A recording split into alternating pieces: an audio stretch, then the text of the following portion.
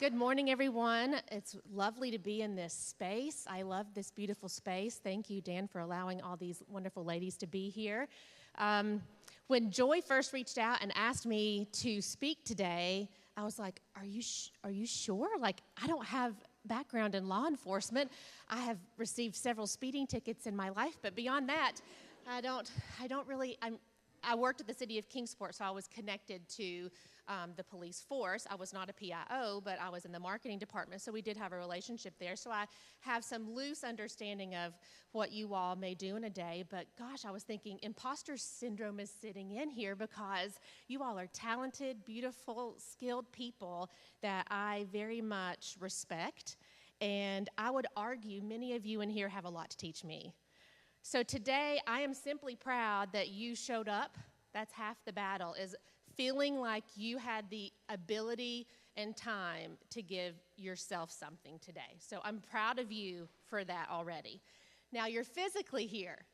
The hardest part is going to be mentally showing up. I know you probably feel that day in, day out. Like you show up and the grind happens, right? You got the daily grind and you're going and you're going and you're going. And then mentally, it's a whole nother game. It's a whole nother place. Just because you're physically somewhere does not mean that you are mentally there. And so I really hope that you're here. You might as well give yourself this time to figure out how to take care of yourself, be better to yourself, and then therefore be better to other people. Every one of you have heard probably most of what I'm going to say today. Hopefully it'll be a nice refresher for you. And if you haven't heard something, it's probably intuitively something that you know you should do for yourself. So my only goal is to convince you to do it. It's so easy to say the things. It's so easy to be like, yeah, I know I need to do that. And tomorrow I'm going to do that better. But guess what happens? Tomorrow, you're going to hear these things, you're going to take these notes, and you're going to be like, yes, tomorrow's going to be better. And then tomorrow happens, and you're like, crap, my to-do list gets thrown out the window by 8:30 because this fire has to be put out and that fire has to be put out. And so that's just life. So how do we manage this day to day with our daily grind, with the enormous amount of stress and emotional exhaustion I'm sure that you all face, much more than I probably do on a daily basis. So I sympathize with you, and I hope to be able to better understand how to empathize with you, knowing that this job is important, no matter what your role is, and you're valuable to the community and to those you protect and serve. And so I'm just, again, very honored, and thank you, Joy, for allowing me to be here today. So we're going to talk about how to be good to yourself. Then the second part, it's just a me day, right? Me day part 1, we're going to be good to ourselves. Me day part 2, we're going to learn how to punt. And it's not a football reference, even though it might seem like one. And then we're going to end the day with the power of now and how we can actually take actionable things and put it into your life so that you can feel better and do better. You hear all the time, you put your oxygen mask on first because you have to take care of yourself so you can then take care of others. We've all heard that, we know that. But if you were in a plane going down and your child was sitting beside you, which mask do you think you're really putting on first? Every day, we know that, but we do something for someone else first. So what I want to hopefully convince you of today is you must take care of yourself so you can better take care of others, because we want to do that. There's satisfaction in helping others. You are in a field where you serve and you help others, and you want to do a great job at it. You have satisfaction in helping others. But you must take care of yourself because you've also heard you can't pour from an empty bucket. And at some point, not only is your head going crazy and you're frazzled up here trying to manage everything you're trying to manage, but then you start having physical responses to that level of stress. I currently have a friend right now, they thought she had heart issues, so she's gone through like all this testing and she's had all these second opinions. Come to find out, she's just too stressed. So as you probably sit there thinking, my neck hurts or my back hurts or like I have a headache most days of the week, hey, guess what? That's probably a physical response to what you need to settle in your mind and be better to yourself. So hopefully we can convince you of that today. Self-care is not a luxury. Sometimes I feel like we have such guilt. mom guilt, coworker guilt, community guilt, whatever this level of guilt. There's plenty of guilt to go around for everyone. But we have to do this. I think sometimes people who don't understand taking care of themselves see it as this luxury, like we're going to have a spa day. Self-care is, that's awesome, but self-care is not a spa day. That would be awesome to get a spa day. But self-care is literally taking a few moments throughout your day to be better for yourself. This is a maddening tightrope I feel like ladies walk, and I feel like in what I have observed in my own career, watching people in law enforcement, what a tightrope that you walk, especially ladies, of if you smile, you're too nice, right? And if you don't smile, you got some RBF. So, and it's like, okay, which one do you want me to have? If I do this over here, you complain about me doing this. And if I do this over here, you complain about me doing that. What do you want me to do? And so you constantly play this mind game with yourself of trying to prove to everyone that you're capable to do what they've hired you to do. And so this is not law enforcement specific. This is just kind of women specific. And sometimes we feel like we just have to try harder to be seen the same. And that's just so unfair. And if that's unfair, what are we going to do about it? We just kind of get mad about it and frustrated about it. And guess who's worrying about that? Just you. Other people are not paying as much attention to how you think they view you. You're paying way more attention to it yourself. So, time. Everyone has 24 hours in a day. And what are you doing with those 24 hours? Are you proud of how you're spending those 24 hours? Are you mad at yourself about how you're spending those 24 hours? Do you sleep well? Do you get enough sleep? Do you drink enough water? I have another friend who literally had to go to the doctor to get her esophagus stretched because she was not drinking enough water. You're like, okay, that's easy, drink water. But why didn't she drink water? And so it's kind of like we know what we need to do. It's not like I need $1 million to do these things so that I can then be the best version of myself. She literally needs to drink more water. And for someone who, I drink a lot of water, for someone who drinks a lot of water, it's kind of hard for me to just drink water. My God, you had your esophagus stretched, right? But there's some reason she doesn't drink water. And while that seems so simple to fix, and I think outside looking in, I overeat because I am definitely a stress eater. And so if anybody else struggles with that, it's like, well, just don't eat more. Really? Okay, no, duh. I know I shouldn't eat the extra piece of chocolate cake at the end of the day, but I wanted it, and my brain said, oh, you deserve it, and then I eat it, and then I feel real guilty and bad about it, and then I guess what? I do the same thing the next day. And I'm in this own vicious cycle. And so whatever your own trouble is, drinking water, food, dealing with difficult people, there are lots of things that are rolling around in your head every day that you constantly struggle with. And it takes an emotional toll. But it's not easy to fix, or we would just do it. And I find that sometimes when people are trying to help you, it's just really annoying because they tell you, well, here's what you should do. Why don't you try this? And you're like, no duh, Sherlock. I know. If it were easy, I would be doing it. So with this time that we have, I think, or at least in my experience, we roll around in our heads a lot of that time, and we waste so much time and energy on things we cannot control. And so the old adage, the best things in life are free. I do agree with this. Having time and space and beautiful nature surrounding us, I do agree the best things in life are free. But free is cheap, so we need to be better than that. So what are we going to do about that? So these are my girls, right? Oh, no. My daughter's not up there. Oh. Sophie made it. I don't know what happened. See? She is alive and well. She's at school right now. She's 10.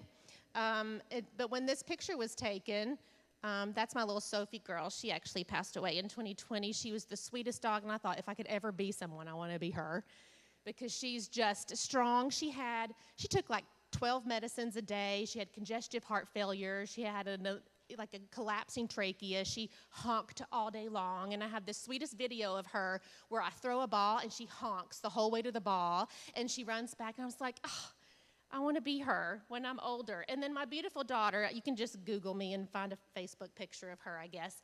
So I have this story of like, here's what's wrong with my brain. So I'm sitting at the desk. Is that rain? My goodness. What happened to yesterday? It was like 78 degrees yesterday.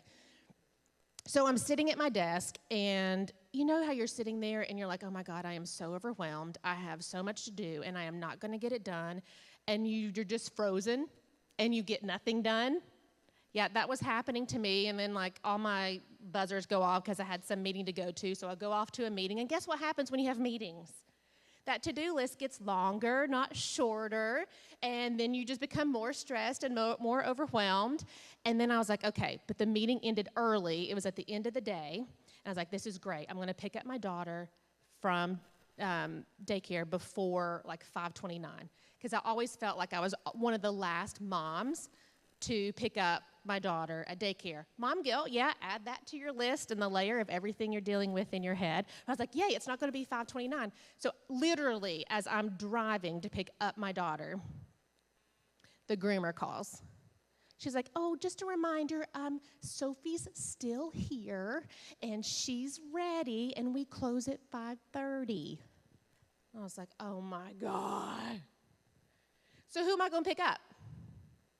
I'm literally driving down the road. Left takes me to the groomer.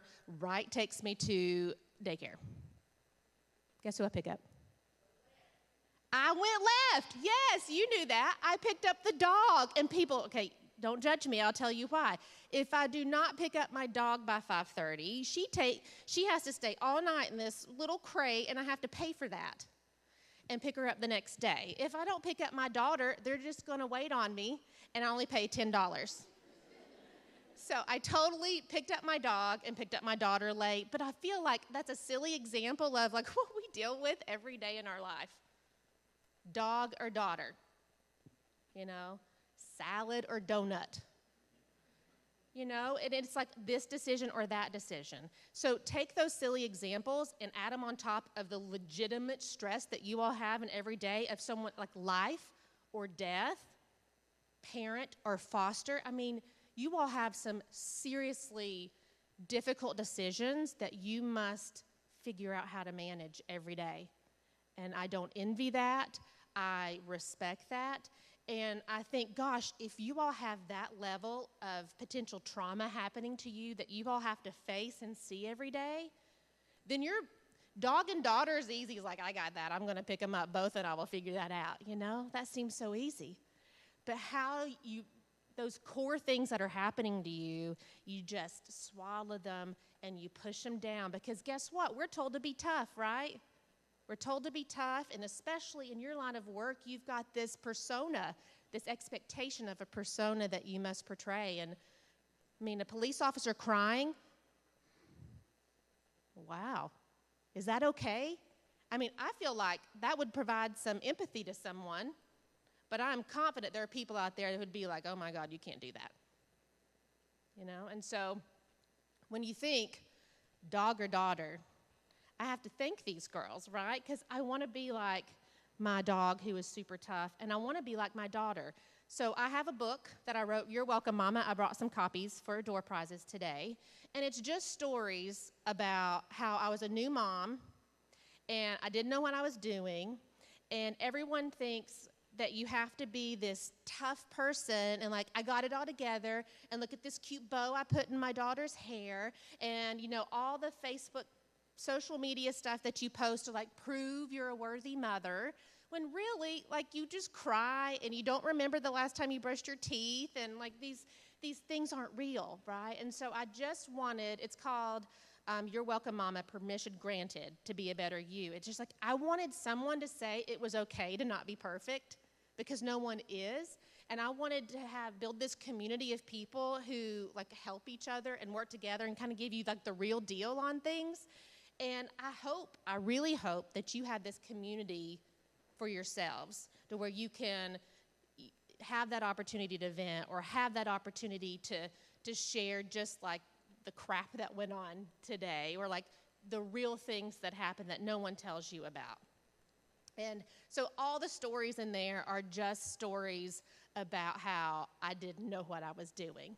And look, she's 10, she's thriving, she's doing great. Someone told me once, if your child isn't potty trained when everyone else is, it's fine. She's not going to walk down the aisle in diapers. Like, it's going to be fine. And so you just have to have those people in your life that you feel good about. And then I'll tell you one more story from the book that there's a couple of men in here. I see a couple. It's okay. So just bear with me on this story. So I am out of town. I am in Nashville for work. It is the first time that I've left my daughter since I had her. So I was like, a little bit of mom guilt, but I kind of got over it quickly when I was in the hotel by myself and could do whatever I wanted and I could sleep in. So I'm like, okay, I'm so excited. So, Nashville's an hour earlier. So when you sleep in, you still kind of get up early. But that morning, I get a call from my husband at 5:45 a.m. on the one morning since I had a baby that I was going to sleep in. I'm not bitter at all about this. He called, he's like, I can't get her to put clothes on. And I was like, what do you mean you can't get her to put clothes on? She's like, she won't put clothes on. She has to go to school. She needed to put clothes on to go to school. He couldn't figure that out. I was like, just put clothes on her. He's like, I've tried. I cannot put clothes on her. I was like, oh, my God, just put her out in the car naked and buckle her in and say she has to go naked. I mean, I just spit that out because it's 5:45 in the morning, and I'm possibly frustrated at him for not figuring this out on the one morning that I wanted to sleep in. And so he hangs up the phone. He took me for real. He puts the child in the car naked and buckles her in. And she's screaming bloody murder, like, no, please don't make me go to school naked. Please don't make me go to school naked. So hours later, I don't know any of this happened. He calls me back. He's like, it totally worked. And I'm just like, you really did that? So yes, don't go to school naked. My child learned that at an early age. And so the rest of the day was fine. But you're just like, okay, my one morning, this is what you did. Men, come on. So that was my one male story for today.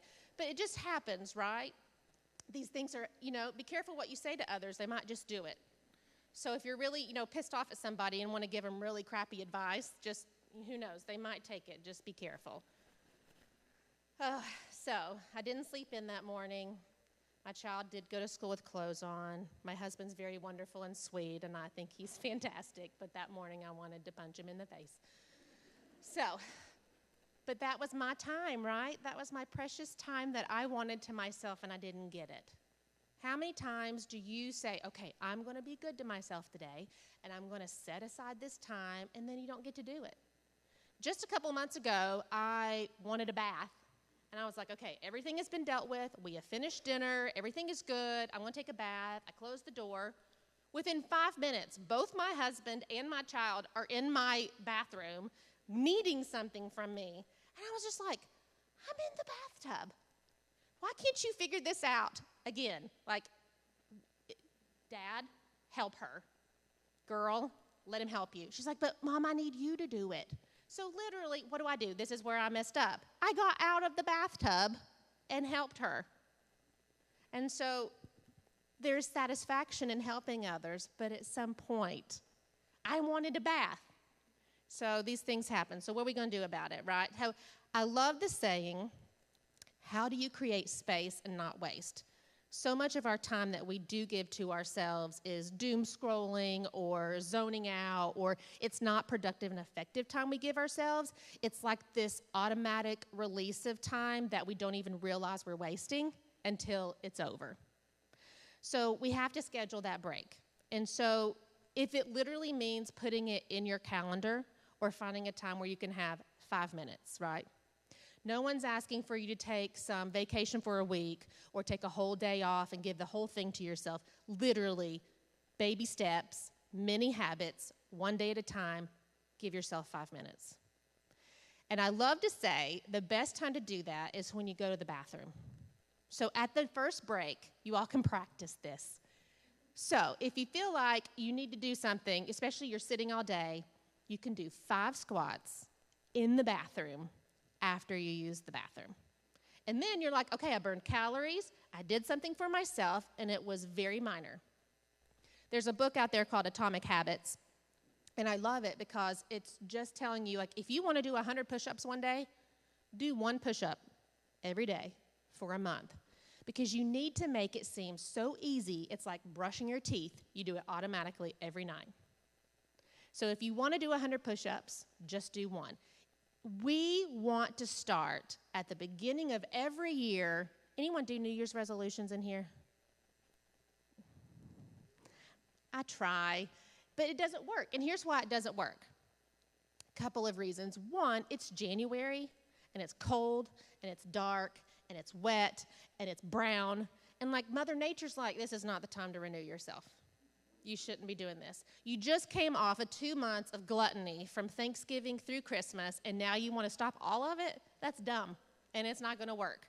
And instead of just having this little baby step of like, I'm not going to eat all the French fries today, I'm just going to eat some of the French fries, you're like, I'm going to eat no sugar. Like, who does that? So you set yourself up for failure on day 1 when it's cold, dark, and wet and brown, and it's just not healthy. And then you feel bad about yourself that you can't do these big, grand things, and then it's over, and you're back to your same routine, and you're mad at yourself. It's this vicious cycle we should not try. But in March, well, today is a really crappy day to give this example. Maybe in April, it's going to be warmer outside, and we just feel better. People who live in Alaska actually have, it's a syndrome where, now it escapes me, but where it's dark for 24 hours for half of the year. They literally go into deep, dark seasonal depression because there's no light and there's not warmth. So that happens to us in the winter as we hibernate through Thanksgiving to Christmas. And then as spring comes, it is a good time to renew yourself because you want to be outside. You want to do things. You want to be more active, and you're just kind of happier when the sun's out. You get some vitamin D and feel better about it. So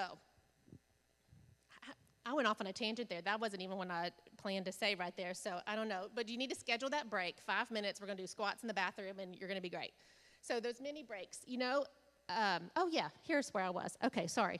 This happens sometimes. See, this is my brain at work. We'll get to our brains in a minute, so I'll help you dissect your own brain as my brain is spinning wildly here as you all look at me and loved my story about my husband putting my naked baby in the car. So, baby steps. If you want to run a marathon, you don't run 26 miles in one day.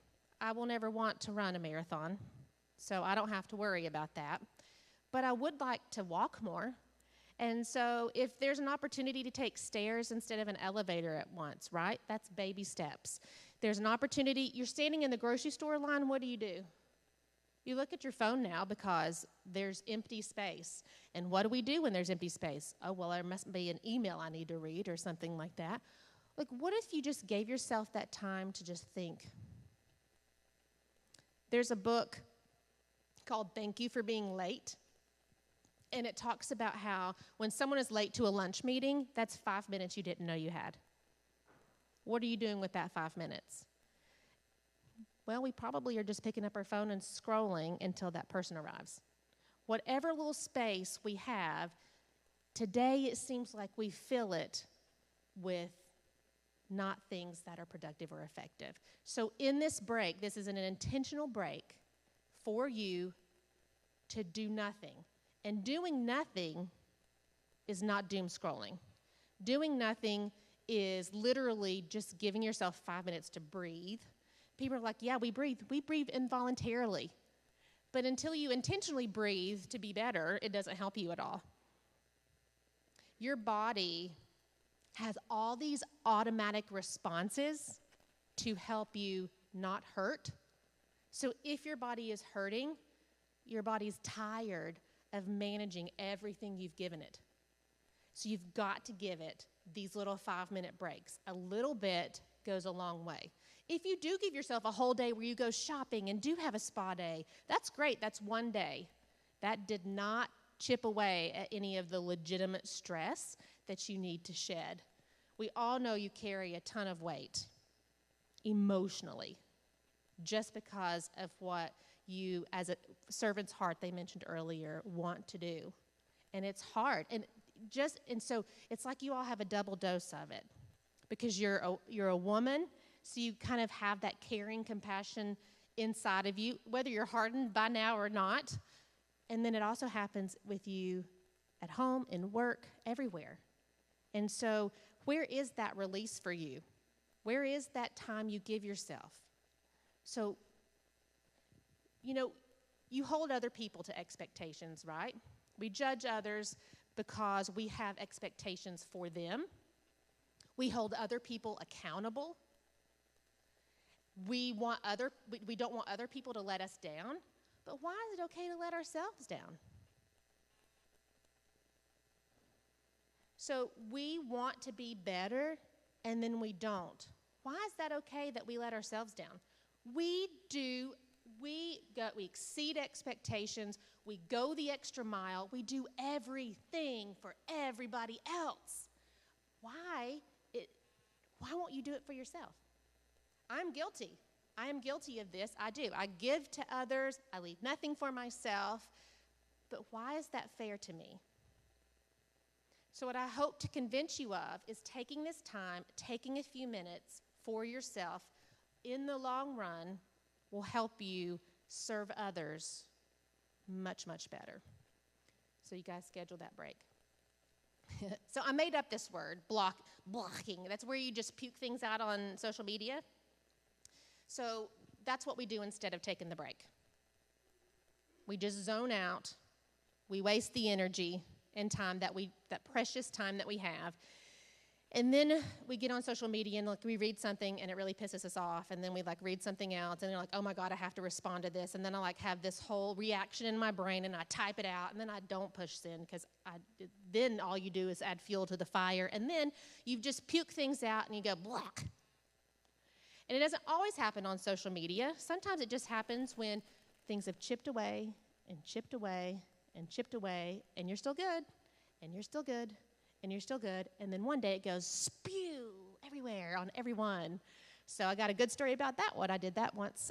So I was on an airplane, and I was coming back from an event, a work event, and I had left my grandmother. My grandmother, she's very, very sweet. She's currently in memory care, but this is a few years ago when she still lived independently at her house. And so I went by to see her before I went out of town. And she sat at the chair, and she seemed lovely. Everything was fine.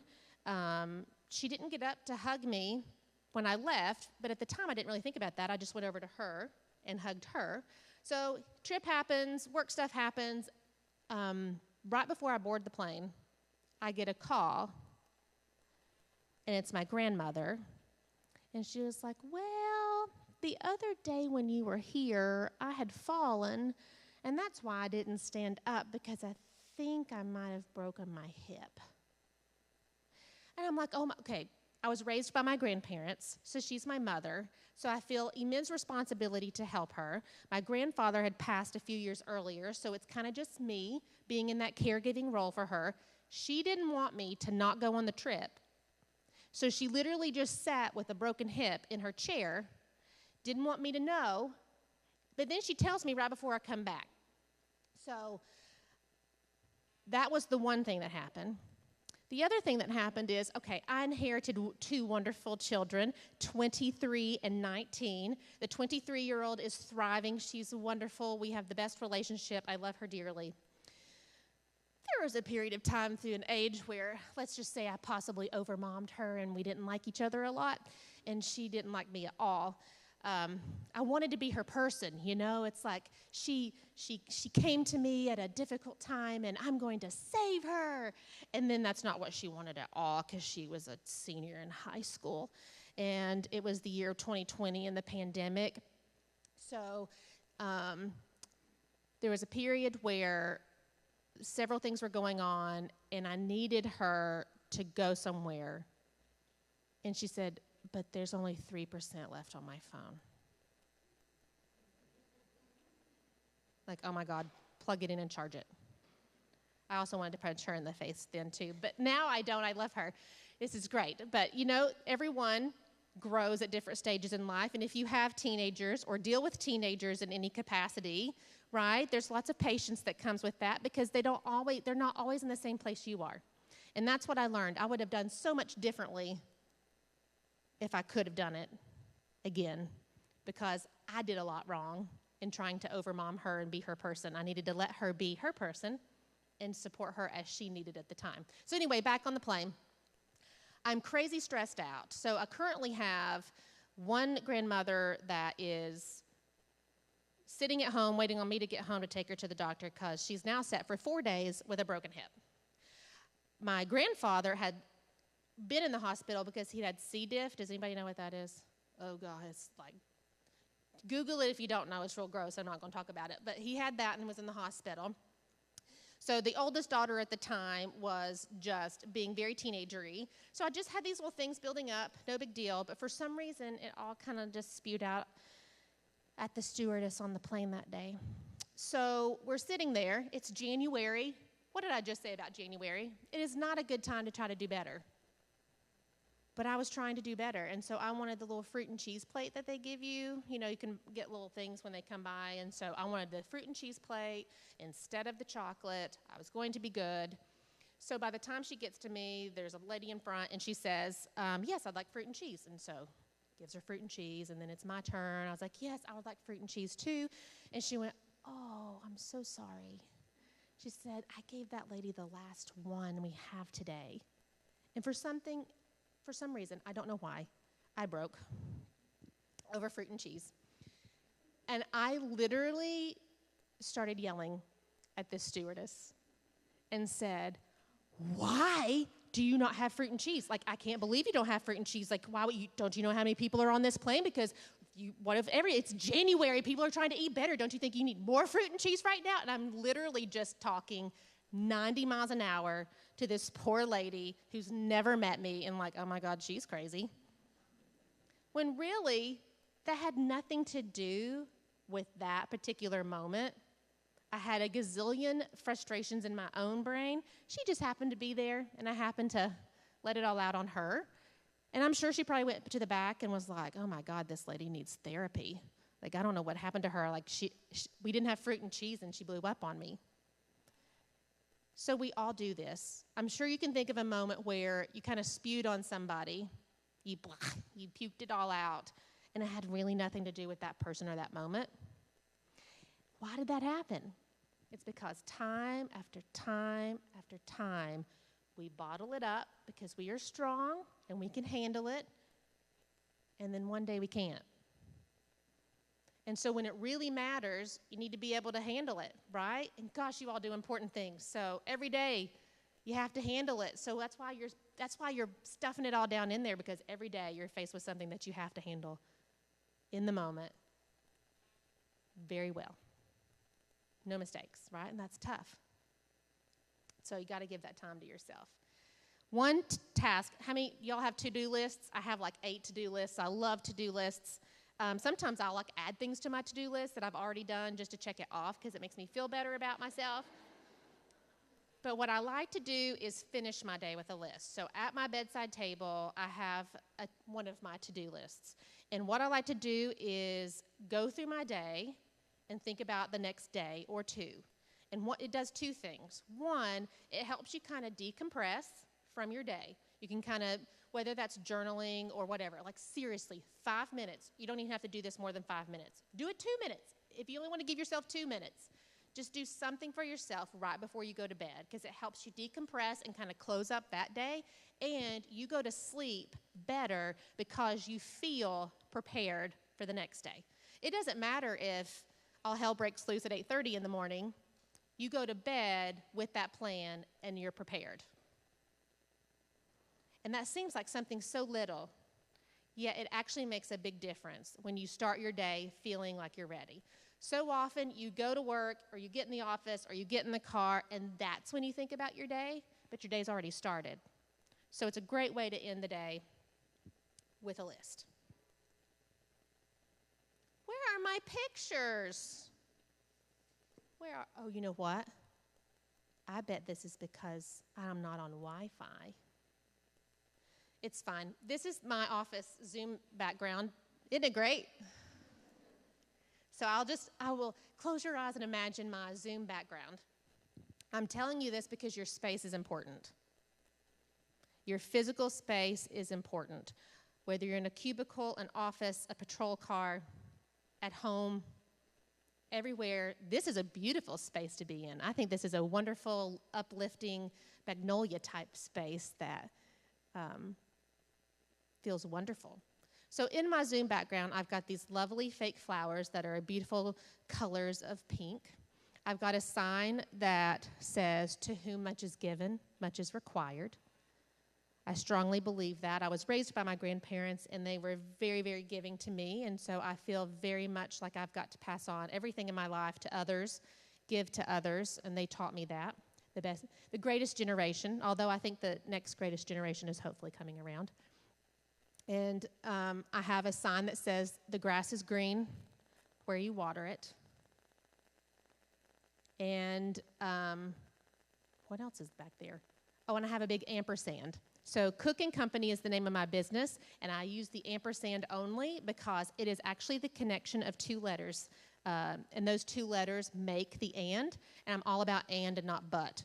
In fact, I really try hard to not say the word but in anything, because if you say, "I love you, but," then like you kind of just erased everything that you said before the word but. So if you ever feel like you need to say the word but, just put a period at the end and start your next sentence. And then the conversation goes better. But I think space is important. That physical space that you were in. And you don't have to have fresh flowers every day or whatever, but you need something that energizes you, that helps you. And I'm a confident believer that high fives to yourself every day. Anybody know Mel Robbins? Have you heard of Mel Robbins? Yes. She high fives herself in the mirror every day. Right? So when you get up, whatever your space is in your bathroom, you should high five yourself. It's this mental thing like, yeah, we're going to have a good day. You're talking to yourself, your inner voice. We'll talk about inner voice in a minute, for sure. Take care of yourself. Schedule that break. No one's asking for a lot, but you deserve this. And why would you not give yourself what you give others? Why would you not do that? So, I must have started early. I'm flying through these stories. Okay, so a couple of exercises. You're like, oh, great. First I had to sit with people I don't know. Now I'm having to do exercises. Okay, so the first one, has anyone heard of the Eisenhower matrix? We're going to take 5 minutes for ourselves. The Eisenhower matrix is like a prioritized to-do list. And so if you have a piece of paper, great. If not, you can do this on your phone. We're going to take 5 minutes for ourselves, and we're going to talk about our to-do list. Everyone's got one, even if it's in your head. So the first block is urgent and important. So if you think of like a quadrant, up there where it says your picture doesn't work, in the top left-hand corner, it's urgent and important. So we're going to take a minute or two, like what is very urgent and important that you must do now or do in the very near future? What is that?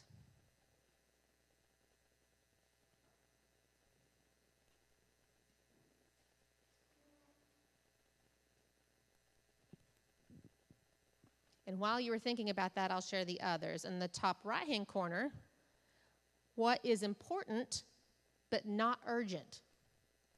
Things important in your life that you've been putting off because they're not urgent. Those are things you need to schedule. So you have act now and schedule. On the bottom, you have things that are not important and not urgent, like buying those boots on Amazon. You want to do it, and sometimes that's what we end up doing, but that's probably not best use of our time.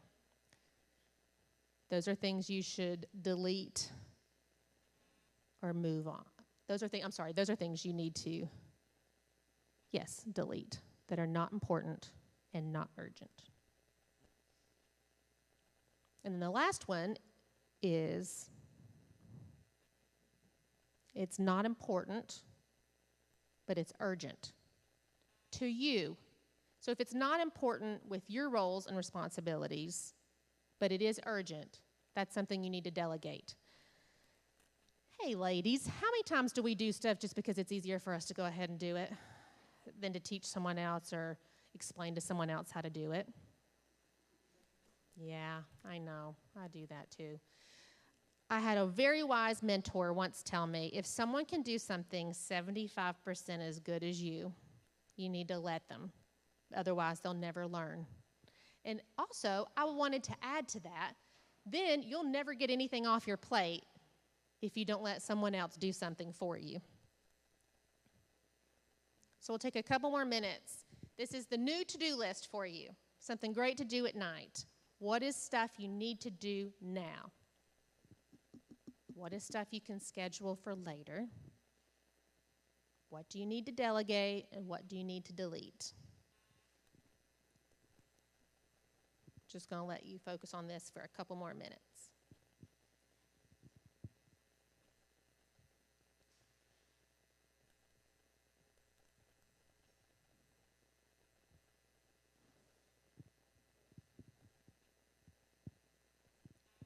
This is a good example of you're physically here, but are you mentally here?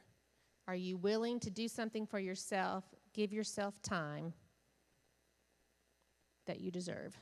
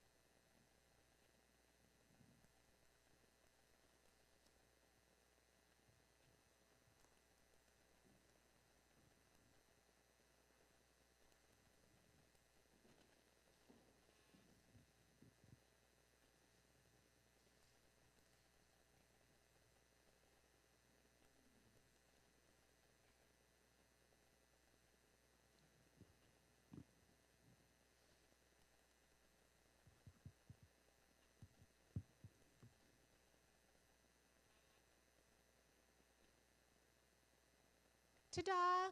You all keep working if you want, but I wanted to show you my daughter. So I just converted this to PowerPoint so it wouldn't need Wi-Fi anymore. So there she is. And then I can show you my space.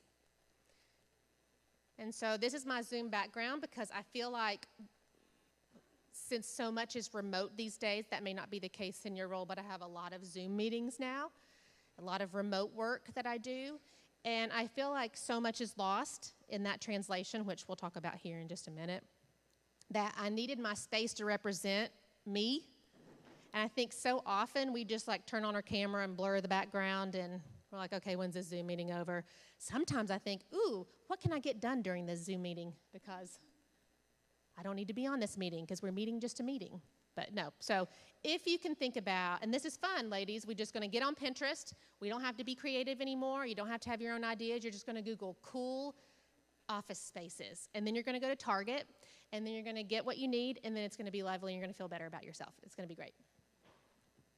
Okay, so now you've worked on a to-do list. You've given yourself a few minutes that you wouldn't have done so otherwise, so I feel good about that. Okay. I said it wasn't about football, but I thought, well, hey, it's a bunch of ladies. Let's put a cute little girl on here kicking a football. Learn how to punt.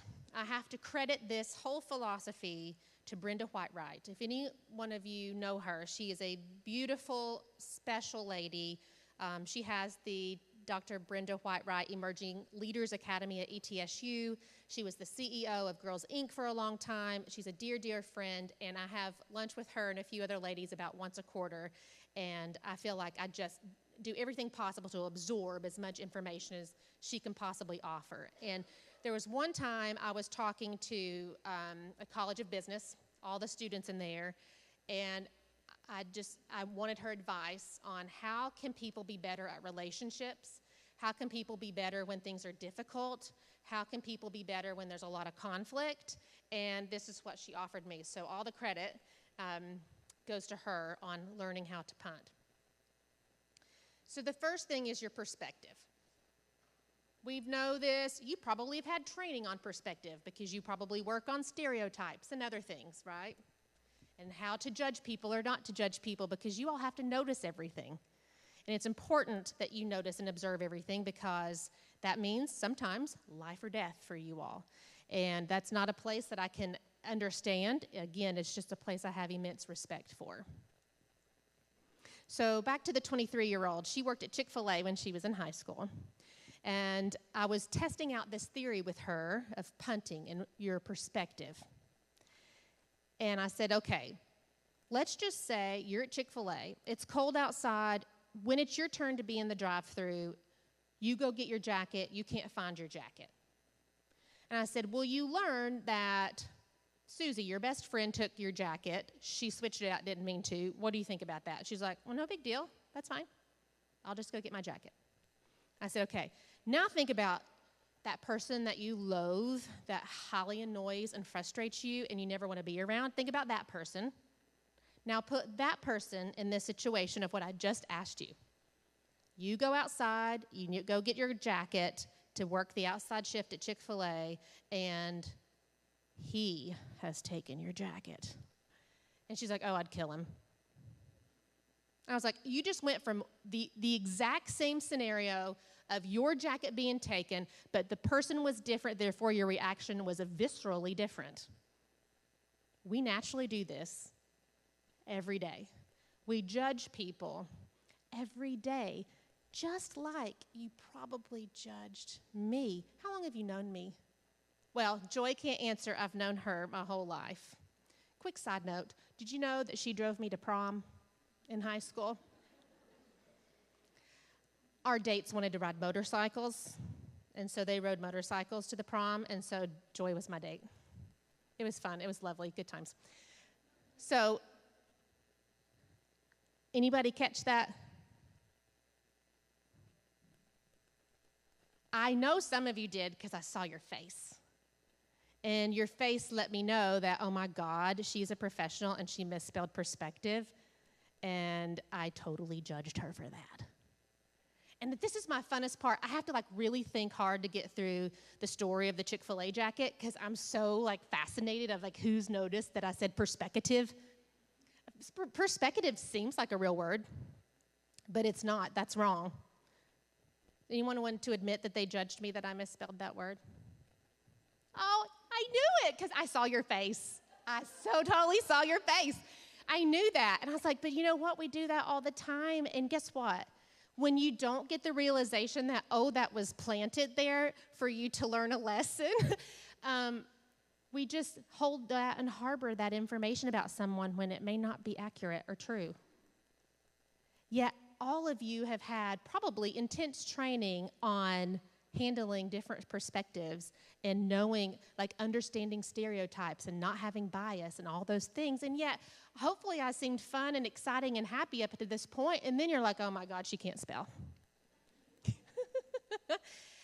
But that's what happens. And this starts building up, Here's another one. This is one I did to Piper. Piper is the 10-year-old daughter.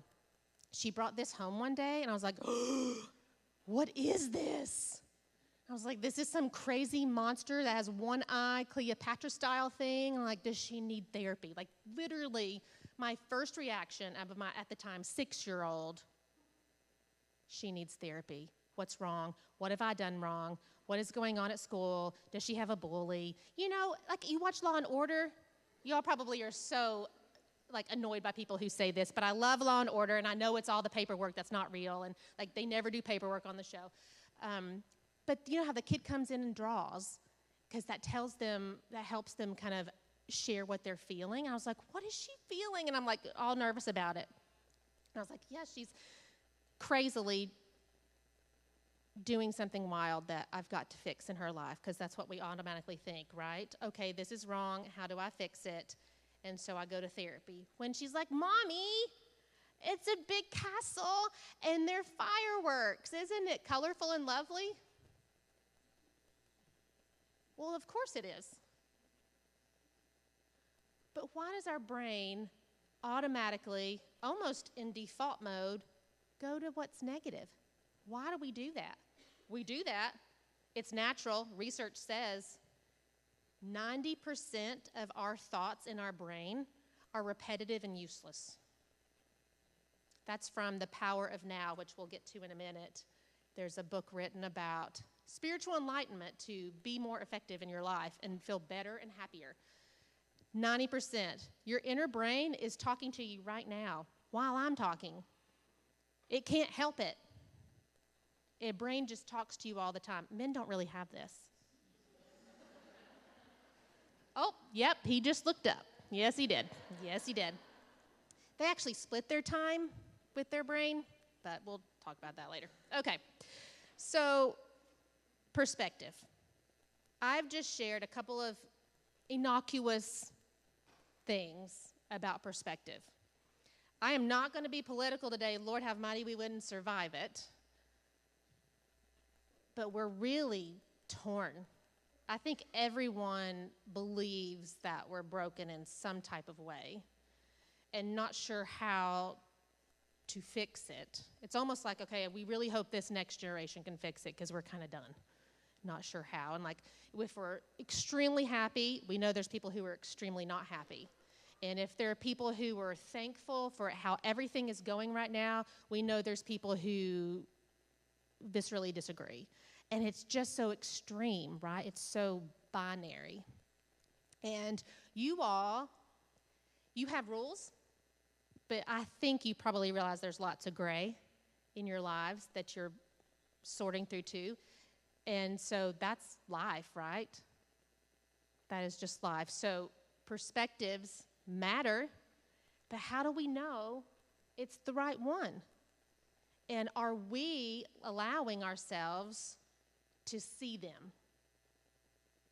And I would argue if there's something I don't believe, I'm of course hesitant when someone says something the opposite of what I think. I feel like we're in a place now we just instantly dismiss that. And I want to try to not instantly dismiss it because I need to understand. I need to understand why they think that way.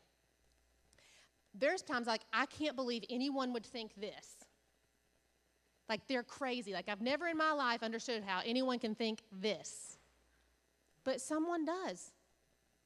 So isn't it more effective, if nothing else, to further your own argument with better information, to understand better why they think something that there's no way you could think? And so that's the next step. You gain perspective, then you do your best to understand. You don't have to agree, but it is important to understand. And I think the first step of understanding is kind of what you give people while you're listening. And I did love your face when you knew I misspelled perspective. So if you've ever seen this, this is what you give people when you communicate. 55% of everything you give people is nonverbal.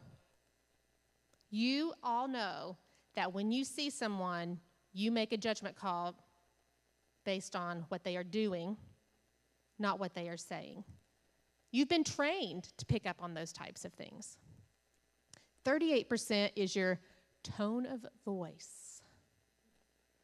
So I talk a lot with my 10-year-old about the tone of voice. It's not what you said, it's how you said it, right? And then the mere 7% is what you say.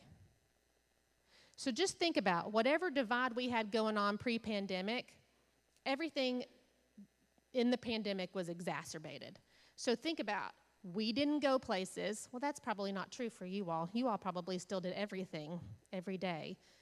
Much of the world was at home, isolated, removed from social encounters. The only way they had to communicate was with a 7% accuracy. So much was lost. Think about it. Text messages, right? Like, my children can have full conversations with emojis.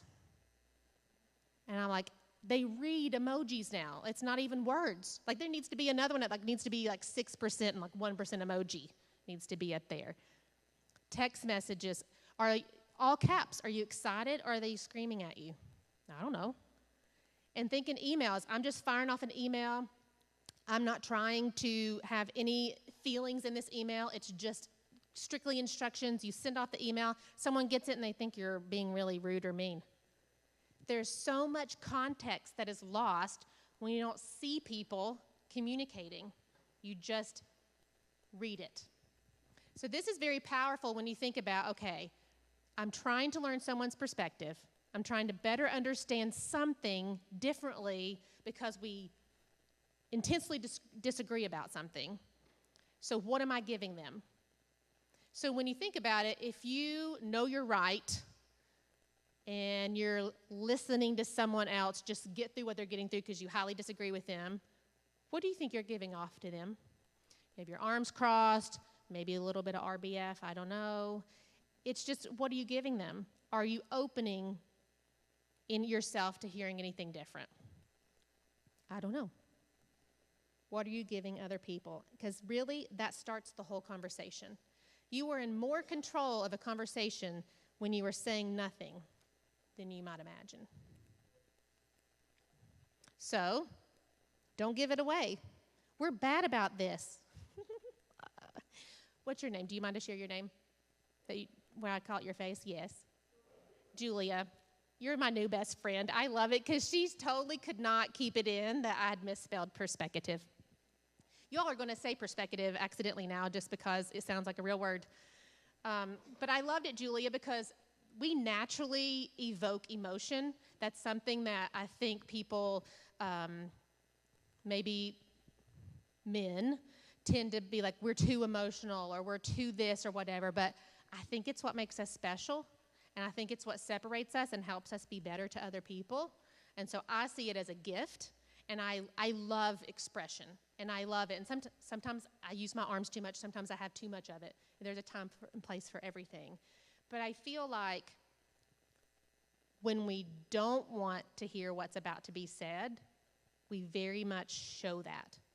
So could you take an opportunity where you think about your face? And the best time to practice this, okay? The best time to practice this is when you are at a red light and no one's around. What do you think you look like when you're sitting at a red light and someone looks over? You ever thought about it? Hopefully you're not on your phone, but sometimes I'm so sorry. I do text while I'm sitting at a red light, and I know I probably shouldn't do that. I know I shouldn't do that. Is that illegal too? Yeah, I know. Gosh. Okay, sorry. I need to quit telling you all things about me. I was an intern at Bristol. I'm telling you one more thing after I just said I wouldn't.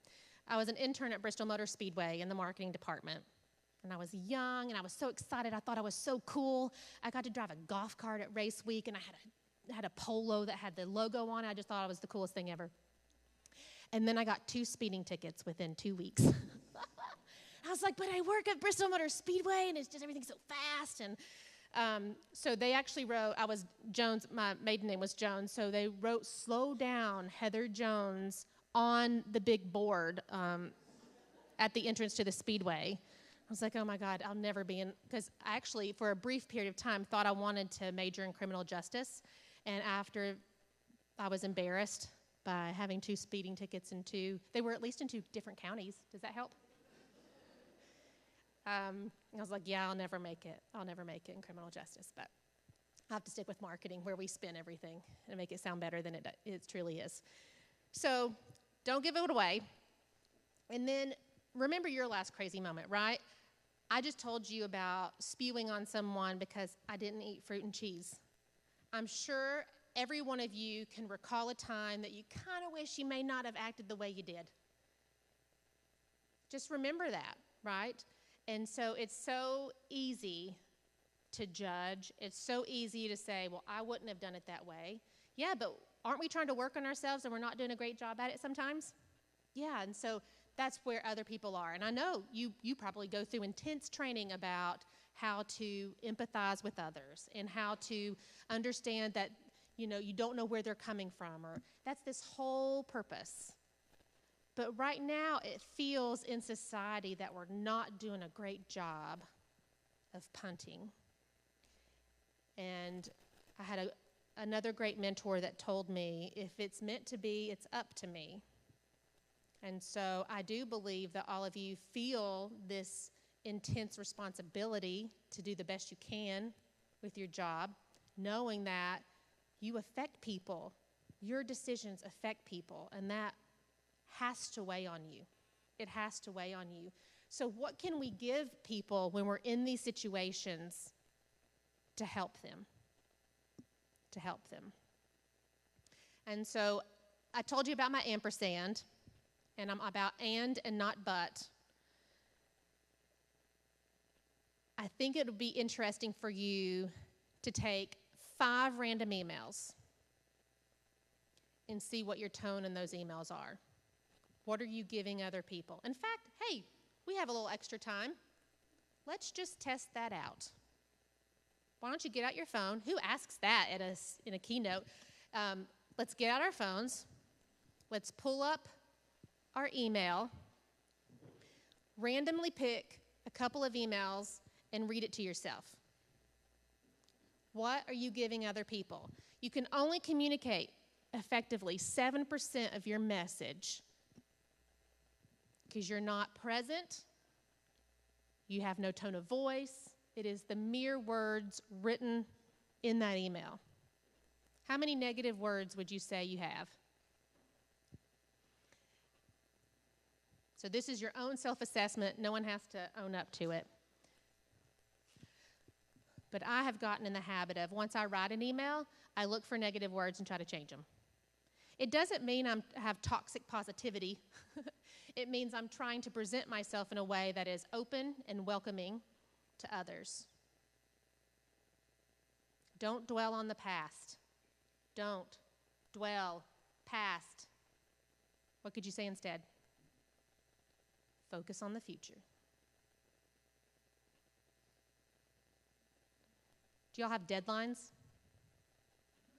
Everybody has deadlines. Why can't it just be submission day? I've never understood that. Your deadline for this should just be the date to complete.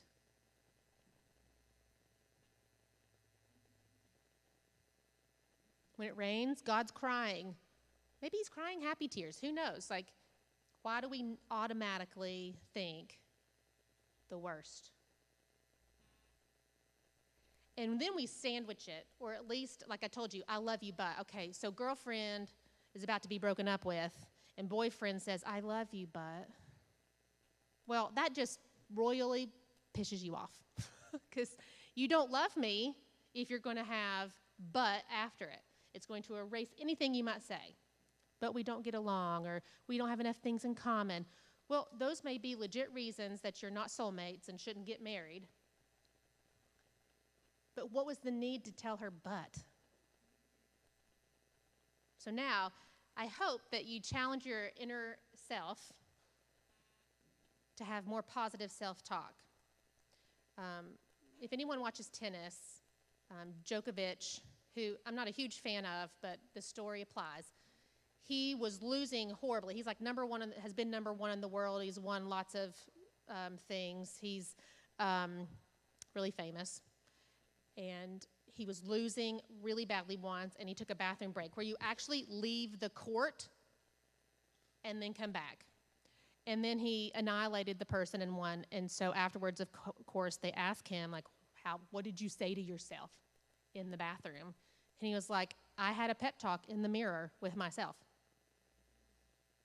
I was like, that seems silly, but hey, well, it clearly worked, you know? So what are you saying to yourself?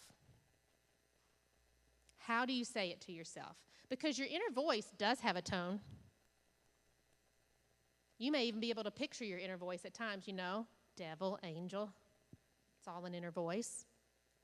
So I really hope that when you look through your emails, you're like, oh God, now I have like so many things I have to do after this. That's probably what happened in your brain, was like, okay, I'm so behind now. I can't believe I took out this whole day to get things, you know, to give to myself, and now all I'm going to do tomorrow is like catch up and pay for it.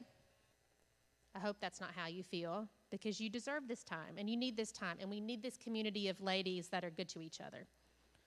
But you know what? Sometimes we catfight, and we are not good to each other.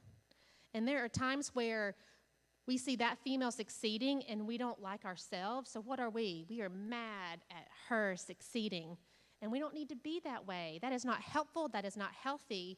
So it all comes back to us. It comes back to us. What are you giving others? How are you understanding others? And what are you sharing? Are you sharing that negativity? Are you sharing positivity? It is a choice. It really is a choice, and it is up to you. Another part of understanding is life is complicated, right? We want life to be on the left. Simple, easy, everyone can recreate that. Rules and regulations, everything works wonderfully and fits in this box. But that is binary thinking. Yes. Oh, I just said but. Did you catch that, Julia? So it's binary thinking. Yes and no does not always work. And I think sometimes people try to put us in a box where we're forced to say yes or no, but there's so much more context. There's so much more dimension. There's so much more, just more going on. And that's really, this is life over here, right? It's chaotic. There's a lot going on. It's not simple. There's layers upon layers upon layers. Does anyone know what this is on the right? Jackson Pollock. Anyone heard of Jackson Pollock? He coined a very famous type of artistry called drip painting, where you just kind of splatter and it ends up doing that. Anyone want to guess how much that painting is worth?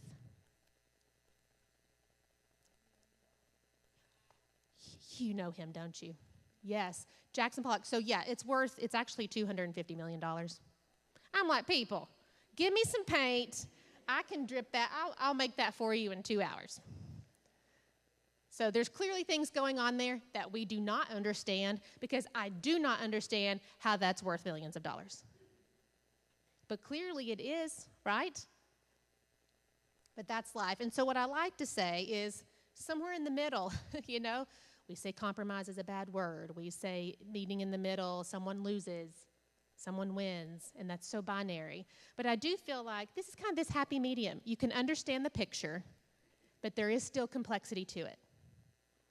I mean, just the picture, though, because Van Gogh cut off his ear and was wildly crazy. So mentally, he had lots of issues and needed lots of help. So not the artist, but the painting. There was a study by Yale. They do an economic development, and they do, now I'm using big words that I can't remember. They do a study every year about the belief in global warming, right? That's a hot topic. People believe it. People don't believe it. So on the continuum, it would be interesting to know the levels of how much people believe or don't believe. And what it comes out to, again, I said I wouldn't be political, so I'm not going to share what that is. You can Google it, but it's interesting that it's not black and white. It's not yes or no. You have people ranging from highly believe in imminent issues with danger all the way to full disbelief, totally true. That is what gets reported, and that is what we tend to see. And so it's these extremes that we don't understand. But most people, in fact, the majority of people fall within or along that continuum. And so there are people who believe it's true but don't think it's a dire need right now. You just have this continuum, right? So think of other things in your life where it's here or here, red or blue, not purple. We have very little purple. It's because we just don't have these conversations and these healthy opportunities to talk through different perspectives and possibly learn something new, right? And it goes back to perspective. You have people who have endured trauma that you cannot understand, even though you see it, and possibly textbook-wise, you understand it in that way, but you've never been in that position. I couldn't imagine trying to deal with someone like that. And you hear the abused becomes the abuser. It's hard to break that generational cycle. They're living all over this continuum. Every day, they're somewhere different on a continuum. And sometimes it's not their fault. But at the end of the day, if that is not taken care of, if that is not processed and dealt with, then it gets real bad on the right side, real jumbly and difficult. We've all experienced probably some level of trauma in some way, whether minor or major. And there are people who can help you through that. There are people who don't help you through that. And what you have to realize is everyone's going through something. Everyone is. And it's hard to ever put a number on that. My trauma is worse than your trauma, right? You shouldn't ever do that to someone, but gosh, my trauma is worse than other people's trauma. That's the second thing you say. That's your inner voice in your head. You say what should be said that's pleasant, and then your head tells you what you're really thinking, right? You're probably still judging me for getting you all about perspective, So I say happy people are found here. Happiness is a choice. You have people, I have a dear friend who lost a child, and I can't ever imagine, hope I never have to imagine or witness or go through any of that type of trauma. She's one of the happiest people I know. Does she have she has guilt and grief, and she has all those negative emotions, but she finds joy in her life. And I tell her so often that I want to be more like her because she's dealt with more in a few years than I have ever felt or dealt with in a lifetime. How is she happy? And then you've got people who are wealthy, seem to have it all, and their Facebook is perfect, and then they commit suicide. So, what you see is not always there and real. It is your choice. It's your choice. Your brain does not help you. Research says your brain is wired to be fight or flight, to have those negative tendencies. So it's a constant battle with yourself. And hey, do you ever get annoyed with yourself? You're with yourself 100% of the time. Your brain talks to you 100% of the time. If you've ever tried to meditate, do you realize how long it takes you to actually try to get a thought to go away from your head? It's hard to do. That's why it's a skill that's acquired to meditate. You think, okay, I'm just going to think. But you can't because your brain's doing this thing over here on the right. And it's hard. So every one of you in here has a different level of where you are on this continuum. And that's okay. That's what makes us unique. That's what makes us special. That's actually what makes us work really well together if we'll accept that. So hopefully you can find this healthy balance for yourself, because there are some times you absolutely must be black or white. There is only yes or no. But more often than not, it's a little more complicated than that. And if it's meant to be, it's up to me to figure that out. Okay, punt. Perspective, understanding, what are you giving others? What do you see from others? What are you willing to accept from others? But this right here is where most people start. Negotiate. I want to do this. I need to convince this person. Therefore, I'm going to negotiate to the best of my ability. They skip the first part. Sometimes you're in a situation where that's just the environment, right? You go to a meeting, a decision must be made, they're going to negotiate that decision, boom. If there's been no relationship that's been built, no understanding of a perspective or where someone else is coming from,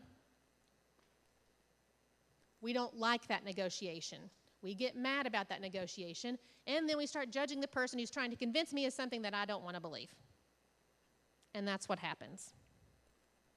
So Adam Grant, anyone familiar with Adam Grant? Listen to his podcast. I'm a big fan of Adam Grant. He's an organizational psychologist. He's all about logic and reasoning, which I love to a point. And then I feel like the sixth sense of the lady comes in on top of him, and that's what is awesome. So he has podcasts. He has a book called Think Again, and I did a whole TED-style talk on thinking again. Like, what do I believe that I want to believe something different? And that's hard, right? We were raised our whole life to have these beliefs, and then when people challenge those beliefs, we really tighten up and don't want to let go of anything we've believed our whole life. So take things that are simple, right? I believe the sky is blue. When kids draw pictures of sky, why do they always draw blue? Is the sky really blue? The sky really actually has no color. Everything is a refraction of a light from somewhere else. That's why sometimes you have beautiful oranges and pinks and yellows in your sky. We have some of the most beautiful sunrises and sunsets where we live. Why do we say the sky's blue? So that's a simple one. That's easy to say, that's true, sky's not blue, it can be blue. It's easy to do that. But when you get into really sticky topics, really controversial topics, really hot button items, negotiation doesn't usually really happen. It's like, you're wrong, I'm right, game over. That's what happens. So Adam Grant talks about the three people that tend to talk at you. I'm up here today, I am a speaker, I'm talking at you. I would love to have an opportunity to engage with you and hear what you have to say. This is what typically happens in the negotiation. You've got the one person. He calls them three people: preacher, politician, prosecutor. And this is not specific to, this is not insulting to anyone who is a preacher, politician, or prosecutor. It is just stereotyping the approach to negotiation. So for a preacher, they're trying to convince you of something that you cannot see. The politician, they're dangling carrots, and their carrots may be whatever they need to be in an audience. What are their carrots that they're dangling for others to believe? And the prosecutor's job is to win. So they're doing everything possible to discount the other person so they win. None of that's wrong. It's just an approach to negotiation. And what Adam Grant says, the most effective preachers, politicians, prosecutors, and negotiators are those who approach things like a scientist. Science is not perfect. Science is not always right. But the more facts that you can have, the more information and context that you can have, you can build the best case. Now, what you might be surprised in, if someone comes to a negotiation with 30 reasons why they are right and should win, they don't usually win. Why is that? That's too much to remember. You dilute your own argument when you have too many reasons why you're right. So if you have 1 to 3 incredibly strong, well thought out arguments, those are memorable, those are nuggets that people can keep with them, and you have a better chance of winning that negotiation. And you've done that because you've approached it like a scientist. Hey, does science change? My gosh, yes. In the pandemic, we believed something different every 4 days because we didn't know and things were evolving and it was unprecedented times. And so a scientist loves being wrong. Anybody in here love being wrong? It's like, ugh. No one wants to be wrong. That feels uncomfortable. That's embarrassing. But scientists love it. Why would you love being wrong? In their mind, they're one step closer to better understanding the solution. Okay, I failed this time. Here's what I learned. I'm going to do it again because I learned something new about how to do it differently, how to think about it differently, and then I'm going to fail again. But every time I fail, I am closer to a solution. Preachers, politicians, and prosecutors, I won't say preachers as much, but politicians, they never want to be wrong because then they get quoted in the paper that they were wrong, and then they don't like that because they have to stand for their belief. You have a politician coming in later. I probably should stop now. I think you see my point. We want to be right.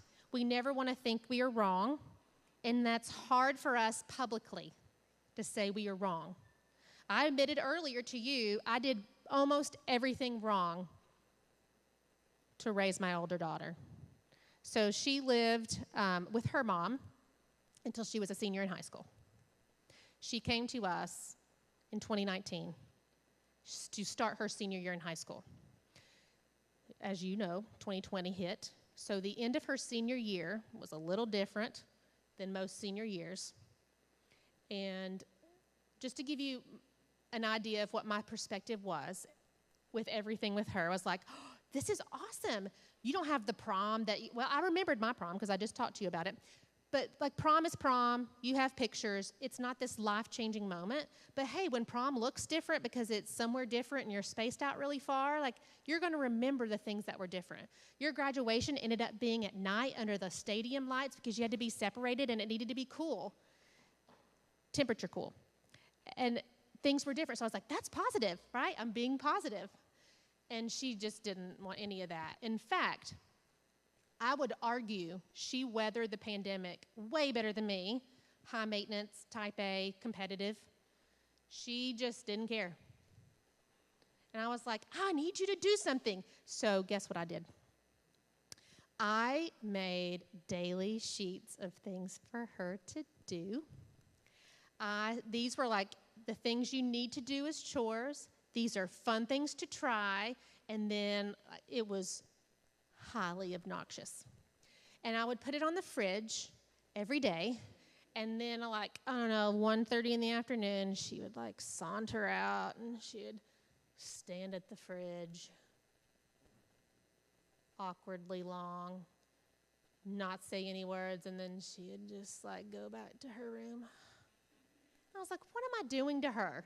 At the time, I'm like, I need her to want something, and I want her to try things, and that's how you do it, is like, let's go, let's do something, because I do too much. My plate spills over, and her plate is empty. That's what I was thinking in my brain. But honestly, I swear if I could have been more like her in the pandemic, I wouldn't have been quite so stressful. She weathered it well because she ended up not missing anything. That was just her time in life. And she is thriving now. She's graduated college. She has a fantastic job. She actually she does PR and social media for Giada De Laurentiis. Isn't that cool? From a celebrity chef. So she's doing amazing things, and I'm thinking, I wish I could do it all over. That is something I got wrong. I pushed her. I overmommed her. I tried too hard. I did it all wrong. I tried to push me on her. I wanted her to be the A student that wanted more. I wanted her to have ambition. I wanted her to be excited about getting up and trying something new, because that's what I was.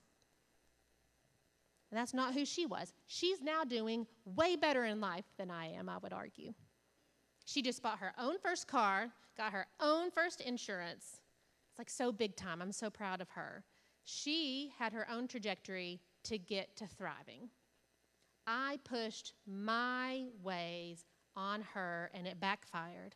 I could argue I delayed her thriving because of what I tried to do to her. And so it's okay to be wrong. It's okay to admit you're wrong. And I'm still type A and do to-do lists and highly competitive, so that's okay. We have a wonderful relationship now, and we joke about it. In fact, we joke that book 2 needs to be about all the crap I did to her when she was a senior in high school through her second year of college. And that'd be a good book 2. Book 1 is about my daughter and how I didn't know anything. Book 2 will be like, here's how I messed up again. And book 3, who knows what book 3 would be? I'm sure it'll happen again. But it's okay to be wrong. Because when you're wrong, you learn something new. You learn something new. How are we doing on time? Okay, we'll take a break here in just a minute. Okay, last one. Trust. You probably could have gotten to that on your own punt. Perspective, understanding, negotiation, trust. This is how you build healthy relationships. This is how you have healthy conversations with difficult topics. There is a whole organization. It's called Living Room Conversations. If you've never heard of it, I encourage you to go to it. Living Room Conversations is where they intentionally host very controversial topics, but they have all these rules where you must be kind, you must be willing to listen, you must be willing to learn something new, and so there's no hate, or that's not the point of it. The point is, what can we learn? How can we feel different about something? And those living room conversations are the healthy way to talk about difficult things. And so those are great. But when you trust someone, it makes it easy. And I think of if you needed something, who are you going to call? You can think of that person in your head. Now, think of someone that you don't trust, they don't like, that you have several issues with. What if you were required to trust that person? That doesn't make us feel good, right? And so trust is building this group of people that we respect, that we value. They don't have to always agree with us. In fact, I would argue it's a stronger bond if you can have healthy conversations that are where you don't agree. In fact, Adam Grant also says that in teams, those who have high task conflict are the most successful teams. They question the project, not the person. They have built that level of trust where no one is emotionally upset when their idea does not get chosen or their idea didn't end up working and they went a different route. High task conflict is healthy because you're questioning the process and the project. High relational conflict, that is your soap opera. That is very non-functioning, very dramatic, less effective team. So you want conflict on teams. Who's ever said that? You need conflict on teams, but you must have walked through the punt process and earned that level of trust so that it can just be about a task. You're like, well, I work with people who will never punt, and I work with people that I don't trust, so that's not going to work. But if it's meant to be, it's up to me. And that level of trust. So here is the brain trust that I like to share. Who is in your circle for you? I talked about Brenda Whitewright earlier. I have another lady, Dr. Nancy Dishner. I would actually say my older daughter is in my brain trust, and she's a marketing genius now, and so I ask her advice all the time about marketing things.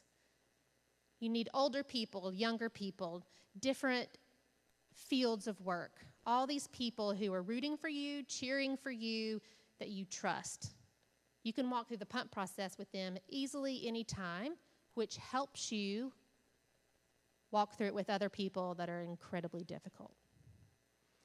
But this is like what we do in our brains, and this is what the world has ended up because social media has connected us to so many more people. But think about it. We actually started with MySpace. There's probably younger ones in here that didn't even have MySpace. Like, I should have never been allowed to code anything on MySpace. It never looked like I really wanted it to look. It was, it didn't matter. But anyway, we'll start with Facebook. Facebook has friends. Instagram, you're not friends anymore. You follow others.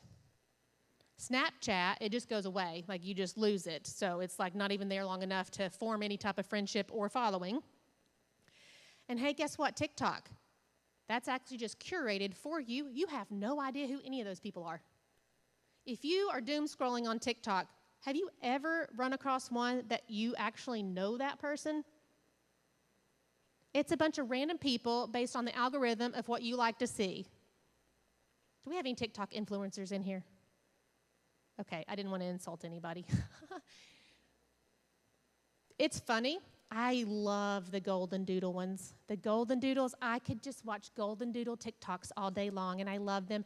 And 30 minutes later, I'm like, oh, God, I need to quit doing this. I just told you to stop doing it, and here I am. That's what I do with the cute little golden doodles. But something happens, like I do golden doodle, golden doodle, golden doodle, and then I'm like on some weird recipe, and then it goes over here, and now I'm like, how did I even get here?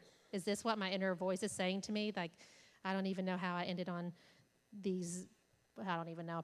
I don't know. It's wild how your algorithm works. But you have gone from friends to not knowing anyone. And we do it the most, you know. For those of you who don't have Facebook or social media, congratulations. It is a time suck, and I love the opportunity to help others and connect with others. But the Pandora box of hate and all kinds of other things and time wasters are out there, and it's so hard to differentiate and only use it for good.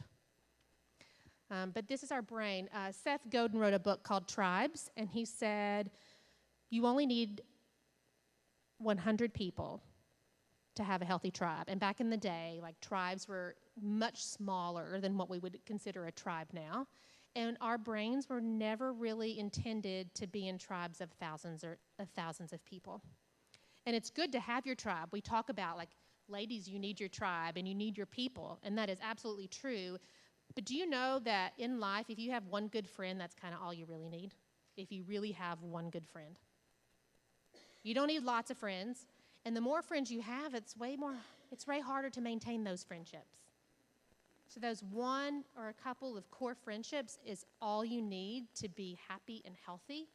But that is what our brain sees every day and responds to every day. Okay, body feels it. So I talked about another friend who, she thought she had a heart attack. So since then, she's run all these heart tests. She's been to multiple doctors. She's had blood work done. They thought she might have an autoimmune disease, yada, yada, yada. No. She just needed to leave her job. That's not my goal today, is for you all to leave your job. But some people need to evaluate where they are and what is healthy for them. And seriously, she said the day she left the job, it was like this huge cracking of her happened, and a huge weight was lifted. She worked at a place where she made great money, and she always called it the golden handcuffs, because the deal seemed so sweet, but behind the scenes, it wasn't that way. And so these golden handcuffs of, I make a lot of money, I'm providing for my family in wonderful ways. I'm building this retirement so one day I'll travel and do all the things I want to. One day. I know several, I think they'd be okay for me to say, several big-time executives who have retired from Eastman. You could say Eastman is an organization where you have the ability to make lots of money and one day retire and travel the world. I know 3 specific people who were high-level executives. They all 3 said, I would have done it differently. I would have lived my life. I would have taken more vacation days.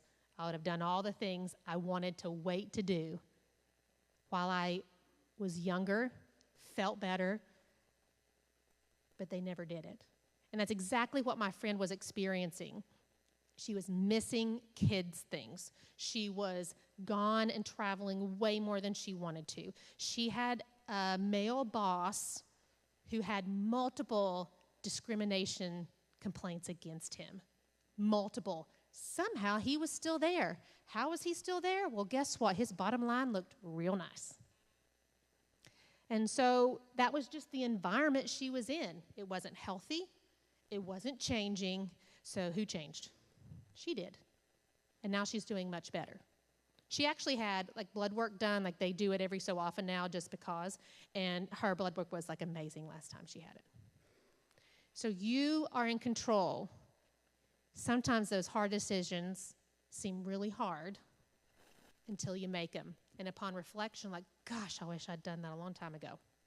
That can be a friend. That can be a relationship. That can be a position. It can be anything in your life. It could be what church you go to, if you go to church. It could be anything that you're wrestling with in your brain. Those are all heavy burdens that we carry. Anything that's difficult, anything that's hard. So, for a brief period, my youngest daughter had started having some symptoms of anxiety. And it's interesting how quickly medicine was offered to her to fix that. And I was like, I do this for a living and help other people not have as much stress. So, like, I think I should at least try some strategies on my daughter. And then it was like, trigger. I did that with the old one, and that didn't work at all. And so, but it's interesting how quickly they want to solve the solution, or at least in my case, that had been offered to me. And so we did not do the meds. But one thing that was suggested that I found really helpful, and since more research, cognitive behavioral specialists and others use this, they name their brain. So does anyone already have a name for their brain? Because if you name your brain, you give it its own voice, and it separates yourself from your thoughts. And especially for my daughter, that was helpful to be like, oh, what's Susie doing today? You know, it's not her having those negative thoughts, it's Susie. And then my older daughter, she's like, oh my God, I love this concept. My brain's name is Kirby, because she loved playing Kirby when she was little. And so her brain, I was like, well, what's Kirby think about that? And just by disassociating your own thoughts to someone else, to another, identifying them as something else, it helps you process them in a healthier way. They're not yours anymore. So if they're negative, you can actually separate them out. And you're like, okay, this is silly. This is kind of like some crazy mind talk, and like you're going to bring out tarot cards next, but it's not true. My husband is a band director, and he always says, when you first get your instrument, you should name your instrument. Because if you name your instrument, you're going to take better care of it. Because it has an identity. It's not a thing anymore. It's not a person, but it has an identity now. So, has anyone named their car? I've named my car. See, if you named your car, you have a relationship with your car where you take better care of it. And so, I think it's going to be healthy. We've got time, so we're going to spend 2 minutes, and we're going to think about, and you don't have to tell me, but you can tell me if you want, you're going to name your brain. And anything negative, it's going to be her fault, whatever you name her. Don't name her someone you don't like, because then that has a whole other set of issues attached to it, okay? Name it something that you like and you want to be or whatever, but it's still going to be all her fault when you have those negative issues. So I'm going to give you 30, 45 seconds. Think of your brain name. If you think I'm silly, just check your email, and that's fine.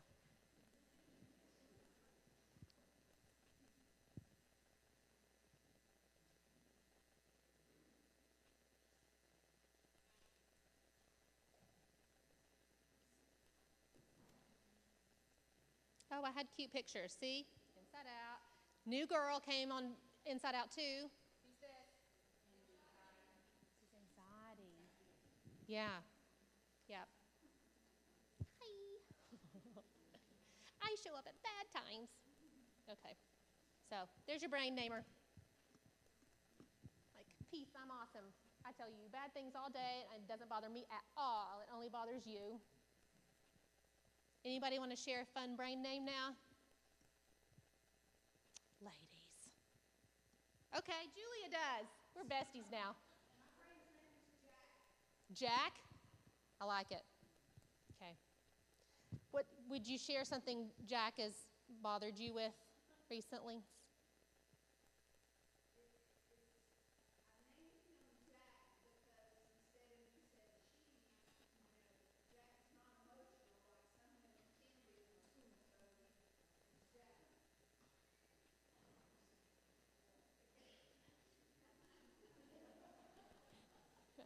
Jack. Okay.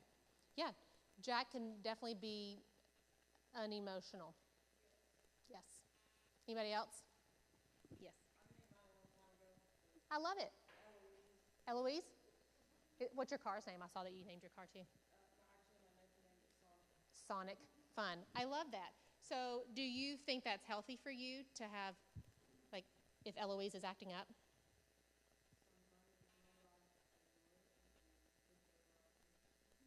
Yes. If you didn't hear her, she said sometimes she hits her override switch and just turns Eloise off. So I get that. You're like, oh my God, when's lunch? Okay.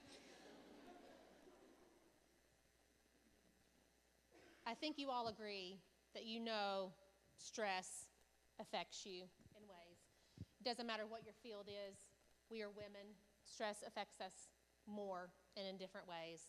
And it does spill out of us at times. I think it's, Julie, you got Jack back there, so I'm not sure that you spill out very often, but yeah, no, we're shaking her head, no.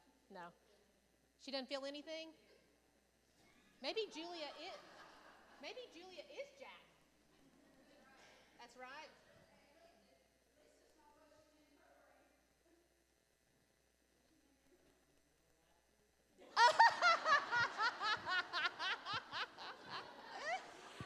And we just got real, ladies. Yes, we did. I love that.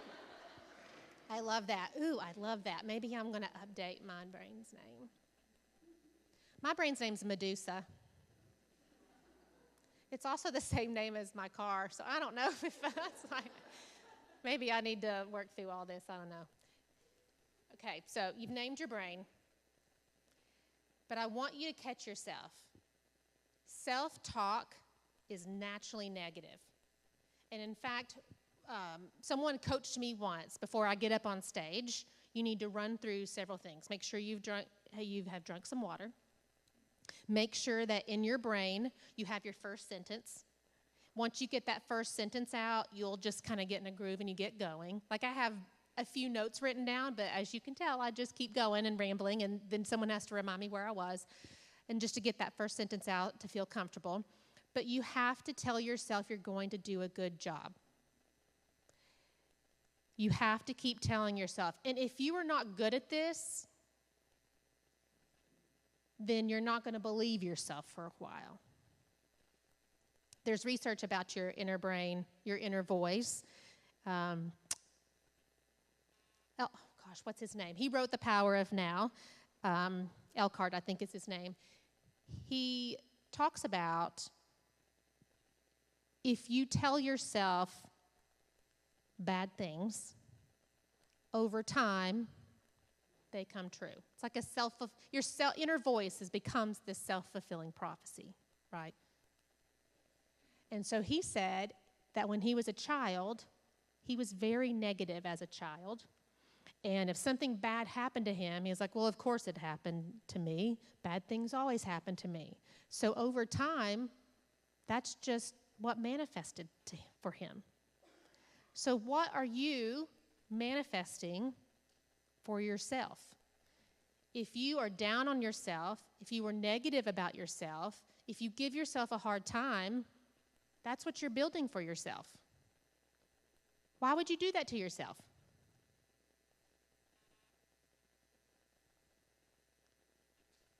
You deserve better. You do. Every one of you do. I can't convince you if that's the only thing. Only you can convince yourself of that. And so maybe you just fake it till you make it in your new name brain and just tell yourself that you can do this and that you are okay. It's not convincing you to not handle stress. It's not convincing you to avoid it. It's just to tackle the day with positivity. You hear all these things. You could just Google, what are the top things to say to someone to help them get out of a rut? Oh, be positive. Be grateful. Write down something you're grateful for every night. I just listened to a podcast who said, don't do that. Because if you write down something grateful every night, at some point you start writing things down like, I'm grateful that I have the opportunity to write something grateful down tonight. Because you need some space to live and then reflect. If you reflect too often, you might miss the context and the purpose of the exercise. So I thought it was so interesting. That's one of the top things females are told to do when they're having a bad day. Find something to be grateful for. We can all say that, we can all do that, but when we're just kind of down and out and feel kind of crappy, it's the last thing we want to do. But if you, upon reflection, take a week and you review your whole week, surely to goodness something happened to you that you can be grateful about in that 1 week. But every day, that may not be the case. And so I loved that. It's like, okay, all these things we've been told our whole life now can get turned up on their head, and that's okay. You know, I'd talk about the best things in life are free, and then I tell you free is cheap, and you got to be better than that. I love to have new ways to look at things. So, hey, somebody tells you to be grateful, you're like, you can just silently have Eloise roll her eyes and be like, okay, yeah, no, stop telling the female they need to be grateful for things. You know, another one is some women don't like to smile. Hey, does Jack back there like to smile? You've got a good smile. You got a good smile. It should be okay that you don't like to smile. In fact, I was sitting through, it was actually a storytelling workshop. I was in the audience. It was a small group, and at lunchtime, the speaker sat with us and talked to us one-on-one about some things, and she was like, you were my trouble child today. I was like, people pleaser in me, like, oh God, like, what did I do? And she went, well, you just had serious RBF the whole morning. And I was like, oh, because I'm like, oh my God, I thought I was a smiler, and I thought for sure that that was not my problem. And I was like, I think it's because you had donuts this morning, and I wanted one. Oh my God, it was January again. Don't ever try to not eat sugar in January. I'm just putting this together. Yes, they had donuts, and I brought like a healthy granola bar thingy. And I ate that instead of the donuts. And I think I was like thinking about that in my inner voice the whole time. And then she thought I didn't want to be there. Then I talk about presents. What am I giving somebody? And I was giving her RBF, and I was making her feel like, you are giving of your time to me today, but I don't really want to be here. And I didn't. I just wanted the donut. And it's like, what a perspective shift right there, you know? And as soon as I told her, she's like, oh, that makes total sense. You just wanted the donut. And from that point on, I was more cognizant of what I was giving her because I was very interested in wanting to be there. I still remember the very long story that she built and told that entire day, and it was amazing. I loved it. I still remember it. I still use the tips that she gave me, and this has been over a decade ago.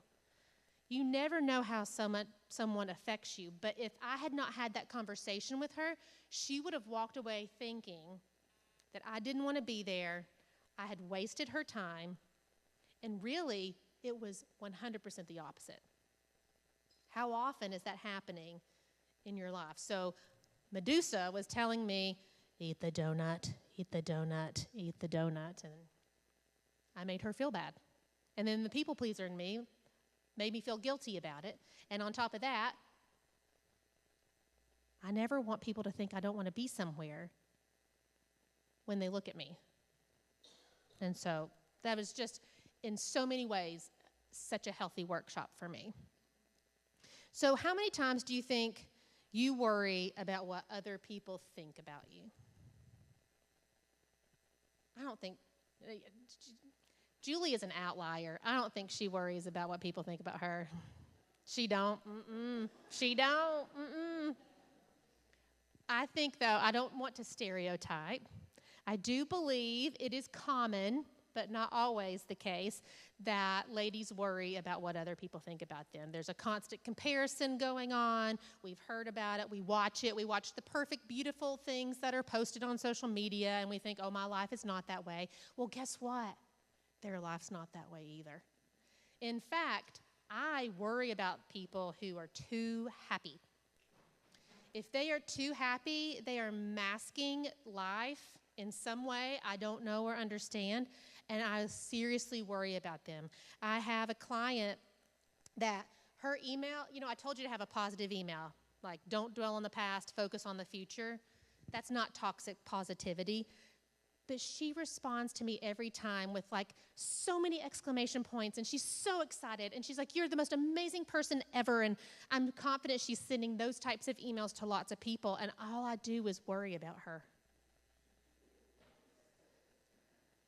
Seriously though, people who seem to have it all together, to have the perfect life, have crafted a story so you believe that.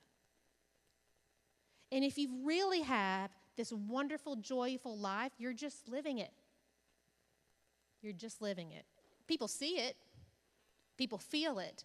But I do believe sometimes you kind of enter this new realm on the continuum. I have to make sure everyone thinks my life is perfect.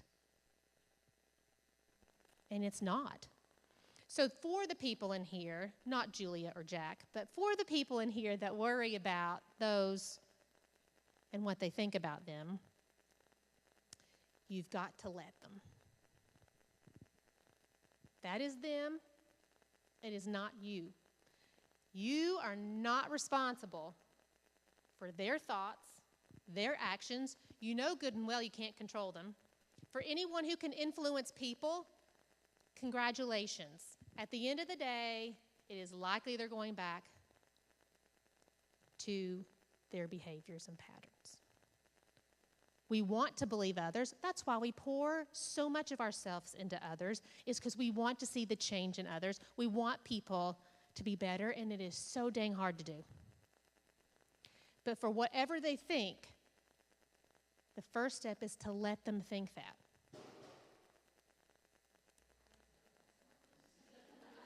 I just think it was a rally cry, like, yes, there we go. The fireplace is on it. She's believing me today. I think we so often waste so much energy about what people think about us. It is a natural tendency to wonder and worry about what people think. I work. If someone doesn't respond to me so long in an email, I'm like, oh my gosh, what did I do? If my daughter, like if I text her and she doesn't immediately text me back, I'm like, oh, what did I do? It's always something. Why do I do this to myself? There's so much energy wasted. You cannot control it. Hey, and guess what? She's in class or on a Zoom meeting. There's no reason at all why she didn't text me back. It was totally fine. But for those 2 hours I didn't hear from her, my brain just automatically goes to worst case scenario, like is she in a wreck? Like she hasn't even read it yet. I don't know. Like, why do we do this? It is natural. And you know why we do this? It's because our negative minds 90% of the time are just in the background running, looking at every possible case scenario. So should something happen to you today, I've got it plan A through Z in my brain, and then I'm going to spit that out to you at the right moment. So I do what you want to, but it's going to possibly be negative because that's all I think about. That is our brains. That's what we do. Peace. Our brains do this to us. And we need to let them. So Mel Robbins, this is her new book, actually. It's her whole theory. I cannot take credit for it. You can learn amazing things from women who can simplify things that are complicated.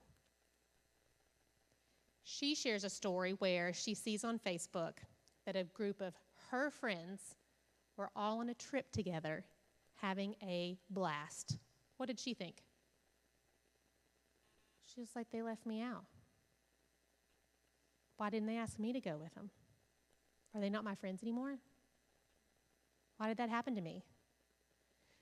That was her first thoughts. What are those? Negative. And then she said, you must let them do that.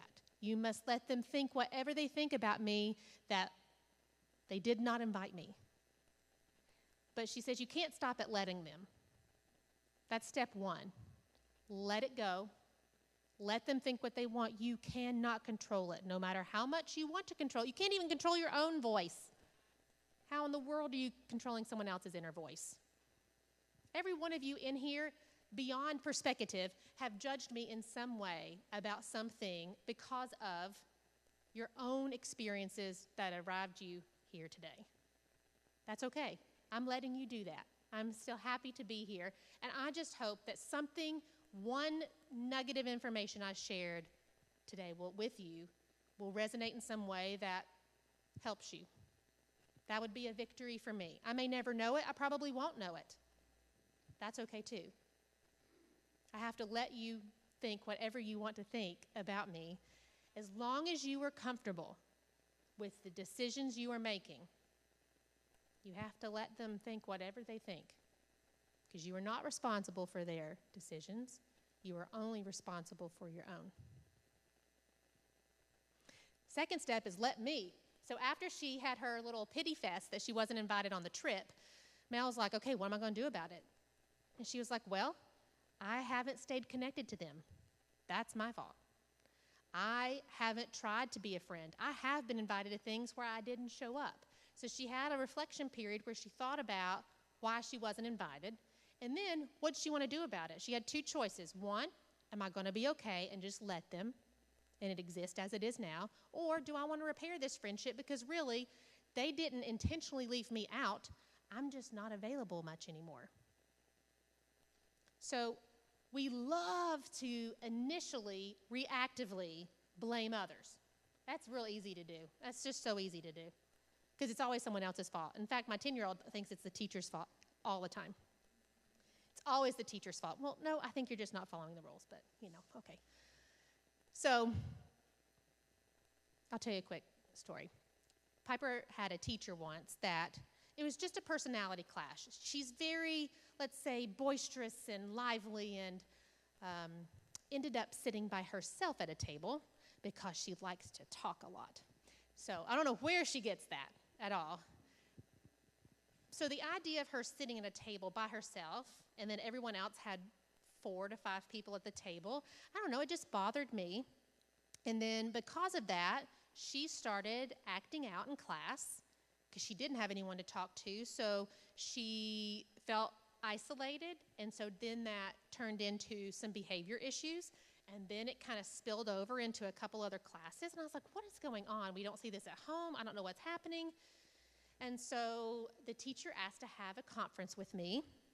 So I had a conference with her, and she said, I don't want her to become the mean girl, and I feel like people are saying that she's the mean girl. Okay, dagger to my heart. Like, I didn't cry in the moment, but I totally went to my car and cried. Like, you just told me my kid's going to be the mean girl, and I don't want that.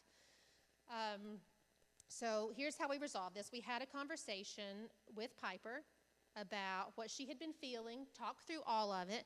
It was very enlightening from a little girl's perspective. This has been a few years ago. And it's so interesting that she had a completely different perspective. To the point, she said, I really want you to buy me those glasses that have the camera in it, because if you bought me the glasses that had the camera in it, then you would see how the teacher is. Because it's all the teacher's fault. Don't we do that all the time, though? Like, we do not accept responsibility. It's so much easier to blame somebody else. But then as we kind of talk through all of it, there was an understanding that she needed to change behaviors, right? If nothing else, even if you move into this round 2, that you were still right. There is a professional relationship that needs to happen, and there is a level of respect to authority, and so you must have these types of behaviors based on the expectations of the classroom, blah, blah, blah, blah, blah. So we played a game. So if you need to play a game on how to deal with difficult people, so in this way, the teacher and her had a personality conflict. There were some things that I do believe the teacher focused on that did not help Piper in that situation for her. I'm not siding with the young kid, but I do think that because she was sat alone, because she talked too much, the result of that was just more misbehaving, not less. And so we worked through all that, and here's what solved the problem. She was getting what's called tallies. And if you get so many tallies, then you don't get to go to the big event at the end of the year for good behavior. So she was racking up tallies. She had 4 tallies. You can only have 7 before you don't get to go to the celebration event. So that's when the intervention, come to Jesus talk happened. So we just flipped it. Okay, every time this teacher frustrates you, give her a tally in your head. So she just flipped it. She thought it wasn't her fault. So when the teacher frustrated her or said something that bothered her, instead of reacting out loud, had her inner voice spoken out loud, she just kept it to herself and she gave the teacher a tally. Since that day to the end of that year with that teacher, she got no more tallies. So while that, you have to figure out something that works for your own inner voice that you believe. Now, was this Piper's fault? It was totally Piper's fault. It was all Piper's fault. She was the one misbehaving. She was the one not understanding expectations. But in her mind, she had to play a game that she believed worked. And it did. So then the teacher got what she wanted. The teacher actually became very complimentary of her and her behavior, all because she played a game with herself. Little did that teacher know that she had lots of tallies. She had lots of tallies. So what game do you need to play with yourself in your brain to deal with difficult people? I mean, we all deal with difficult people. Every problem in this world is a people problem, right? We all know this. That's not new. You think it's a project, you think it's a case, you think it's the people. The whole world is full of people problems. We cause some of them, we create some of them, we are exposed to some of them. We're all involved in some way with a problem, whether we like it or not. And so what are we going to do about that? We're going to let them think about it, whatever they want. And then we are going to find something that we believe in ourselves that helps us deal with difficult people. So one thing that helps me, that I try to do, in addition to giving myself at least 5 minutes a day, at the end of the day, you give yourself 5 minutes whenever you want, is there is an Indian proverb that talks about walking into 4 rooms a day. And in order for you to be a whole person, you must walk into all 4 rooms every day. Do I succeed at this every day? Absolutely not. Do I try to have a weekly check-in with this? I do. And oftentimes, my house is very out of whack. For example, physical, mental, emotional, spiritual. Physical, people who go to the gym, that's great. Good for you. I'm just trying to walk more when it gets warm outside. You can overgo to the gym. You can overwork out. You can do too much and neglect. Like, instead of dealing with trauma, dealing with a difficult issue, instead of confronting conflict and handling it mentally and emotionally, you just go work out. Everything you do, I'm just going to work out and I'm going to be tough and overcome it. Well, you're neglecting 75% of your body. So you've got to walk into all the rooms to be a whole person. And what does physical mean? It's different for everybody. Just like we talked about on the continuum of beliefs and of core values, the same thing is true for each of these rooms. What do you need? How much physical, even ability, right? I can't run a marathon. Some of you want to. Do you walk up the stairs? Do you do 5 minutes of exercises? I've had 2 knee surgeries, so my level of exercises seriously is like this. And so sometimes when I'm at the grocery store, I just stand on this leg because it actually makes my quad, it interacts with my quad and it helps my quad strength, because where I've had knee surgery, then you walk funny and then your hip hurts, and so you just overcompensate and something else hurts. And then one of my exercises is to stand on one foot for 5 seconds. And you do it like 10 times, right? I do that at the grocery store because no one thinks I'm crazy just doing this, right? No one probably even notices that I do this. So that's how I build in some physical activity for myself. How minor is that? So you don't have to go, hey, I'm going to do a couch to 5K this year. I'm going to do it. That's great. If you want to do it, go for it. But baby steps, is going to be how you arrive at the long-term goal. We over evaluate our abilities to manage a long-term goal. Got to break it up, moment to moment, day by day, build many habits, walk into 4 rooms, right? So physicals, whatever it means to you, whatever gets your heart rate pumping for you to be healthy to your body. Mental, this is the biggest one, right? Because we just talked about our mind and what it does to us. Our mental state affects our other states, all of them. So what can you do mentally to help yourself? One thing I do, if you would be interested in doing it too, I find articles written by people I don't believe what they think. Because I want to learn. And the more you learn about what someone else thinks, especially when they don't agree with you, if nothing else, I told you, it just builds your own case better. But I do think it's important to have an understanding of where people come from. So that's one mental thing I do. Reading.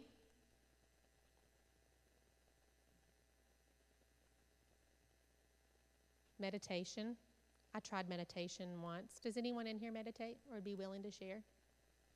It's very healthy. George Stephanopoulos is a big, if you know him, he's a news anchor. He meditates every morning like at 4:30 for an hour, 4:30 a.m. for like an hour. And I read a book about it. It was a book where every month, it was called the self-care book. I was like, well, I totally need to read this because I try to teach self-care. So I read it, and every month you do something different. So it's dry January, you don't drink. Oh, I skipped that month. But February we started, and it was 1 month of meditation. So every day you try to meditate for at least 5 minutes.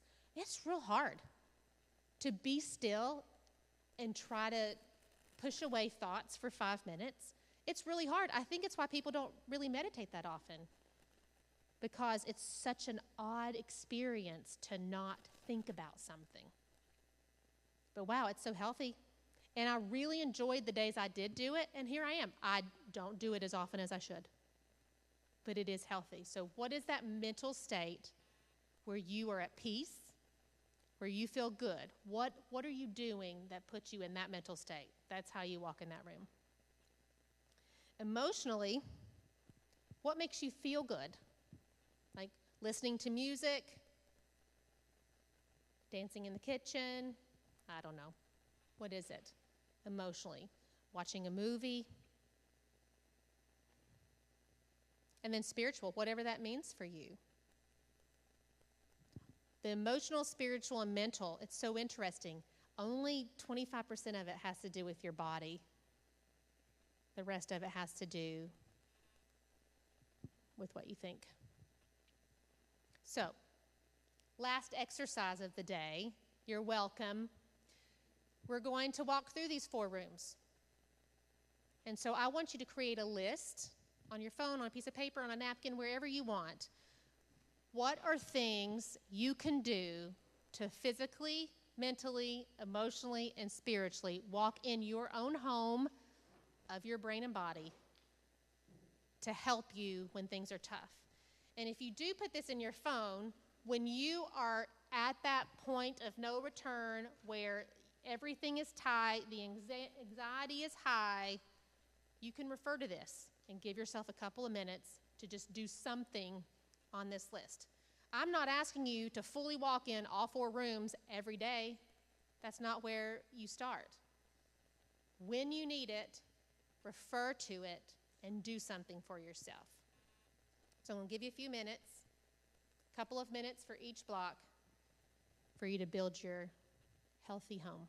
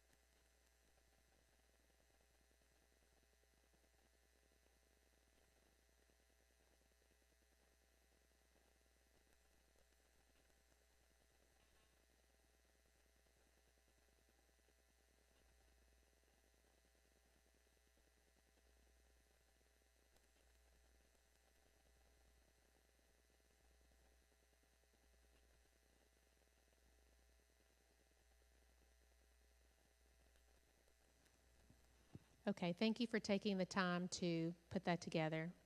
Or check your email. I totally get it. I do find it interesting as I was the first time I'd really looked at all three screens at the same time. They're all three different colors, right? It's one PowerPoint. What a wonderful visual to my entire message today is like some people see mint green, which is the actual color. Some people see lime green, and some people are just gray and dead.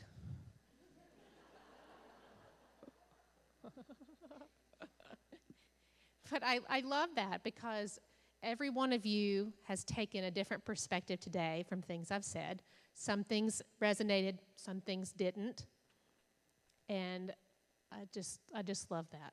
I'm going to actually probably incorporate that into future talks. There's like, I had this one speech once where 3 screens had 3 different colors on it, and it was perfect, and I wish I had that. I should take a picture. Will someone hey, Joy, will you take a picture of these 3 screens? Awesome. And then send it to me, and then I can use it in the future and be like, look, this was one day in my life in 3 different colors. So I'm going to wrap up and recap. I'm going to tell you a couple of stories, and then I want some advice from you ladies because I know there's something valuable for me to learn today. And then we get lunch. So before you know it, I'll have you out of here. So quick recap. Self-care is not a luxury. It's a necessity. You know this. You believe this. I just hope that you will do it for yourself because it's so important. If you punt and you're intentional about your relationships, you will build better relationships. If you are mad, disgruntled, and angry, what's happening? What are you feeling? What are you going through? What are you giving other people? Is it what you want to give them? I know there's been times I thought I was giving something and I wasn't. What are you giving to others? You've named your brain. Some of you, I think, have. It's alive and well up there, talking to you at this moment. Does your brain talk in the first person, second person, or third person? Or all of them? My brain typically just is myself. So I would say 75% of the time it's just talking to me, and then I will talk, like I talked to you all today in my brain on my drive here. I did that and sang Defying Gravity from Wicked. Any Wicked fans in here? A few, a couple, handful? Yeah, I love to sing something really loud. For those of you who won the book, the dog and daughter story, I was singing Moana. But I love singing loud in the car. That fills my emotional bucket for the day, for sure. I'll only do it in the car because you don't want to really hear me do it anywhere else. But I love to sing. I'm just not very good at it. But on the way here, my inner voice was talking to you. I was having this speech now. We do that too before an important meeting, important phone call, important conversation we must have. We roll it around in our brain, right?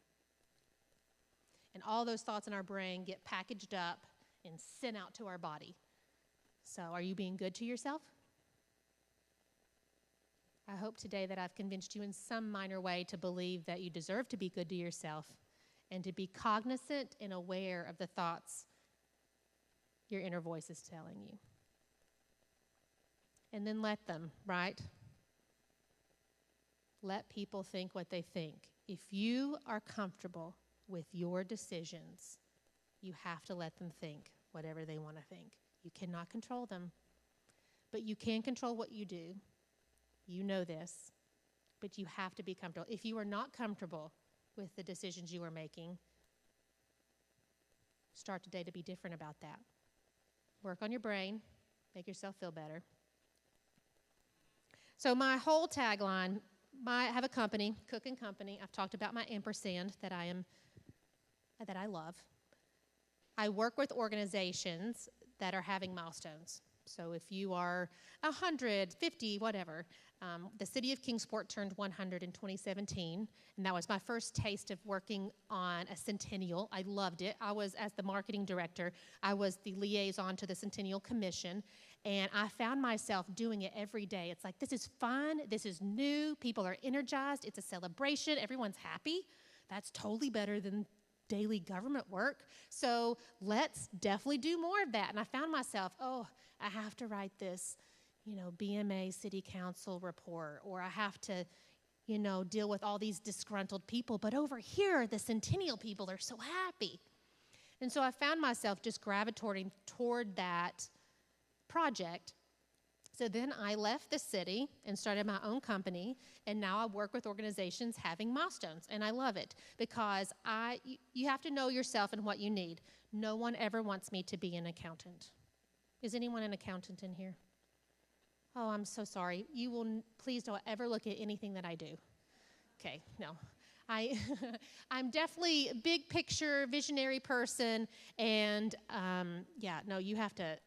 I've even had to change my taxes a couple times, so even my accountant, I feed her wrong information, so it's like real hard. So you have to know what your strength is, and my strength is getting things going and getting things off the ground. I like to activate things, I like to start new things, and I love things that haven't been done because then you can chart your own path, and people don't tell you, well, this is the way it's always been. Well, you've never been 100 before, so that's not true. So if you know yourself and you know what you're good at, make sure that's what you're doing every day, right? If I were an accountant, could I figure that out? I would be miserable. I wouldn't be very successful. There would be lots of task and possibly relational conflict in those settings, and that's not a good space for me. So are you in a good space doing what you want to do? Are you good at that? And here I am. I must be hungry. Like I had this leading up to a story. But now, like you all didn't know the story. What was I talking about? What's your name? Poor Emily up here is just saving me time after time. She's had her coffee today, and I didn't have all of my Coke Zero because this was early this morning. Name my brain. Let them. I really don't remember what I was going to tell you. See, I should write more notes down. I don't even have a note about this. Moments to milestones. Okay, that's how I started my business. I work with organizations having milestones. Okay. Hey, this is real life, people. This is real life. I hope you know I'm just another girl standing up here. Yes. I'll go on to my next story. I do know that one. It's about my papa. You got to have these special people in your life. If you don't, please go seek them because you need them, and they're valuable people. They can be older, younger, different fields. Like I said, you got to build this brain trust. So I was raised by my nanny and papa, my grandparents. I grew up in Elizabethton, Tennessee, and it was the best possible experience for me. I'm very lucky. While I have a whole set of childhood trauma of why I lived with my grandparents, I wouldn't have had it any other way, and I'm very special. I'm very thankful, very special. There you are, only child raised by grandparents. Woo, spoiled to the T. Okay, very, very lucky to have the childhood that I did have, despite how I'd arrived at that. And I want to share a story with my papa because I hope that all of you have a person or someone in your life that can help you feel the way he made me feel and made me want to be a better person. Because sometimes to get started, you just take a picture. It's a random male in the room now, and I just up here, I was just like, okay, it's happening. Okay, all right, okay. No, I won't. I was just smiling for your picture. Okay, I do know the story still about Papa, so I'm good here. So he made me want to be a better person. So I feel like when you aren't ready to be good to yourself, you do need that person in your corner who will help you. So one story leads to another. It was Halloween. You can't think when someone's got a camera right in your face. Okay, I'm going to try. You're welcome. Yeah. So it was Halloween night. I was a junior in high school, and I always gave out candy with my papa. I kind of got over. I mean, when do you quit dressing up? I don't remember, but for me, it was definitely I wasn't going around dressing up in high school. Some people do. That's totally fine. But I would sit with my papa on the front porch and hand out candy. we had a really long driveway, and I remember seeing my whole friend group all dressed up, walking up my really long driveway. And God, so many emotions are running through your head when you're in high school, right? You're not equipped for the emotions. Your prefrontal cortex is not closed yet. Like everything is just wild and emotional for you during that time. And I just remember thinking, like, why would they do this to me? Why would they come to my house knowing they didn't invite me? Like they did this on purpose and they wanted to be hurtful.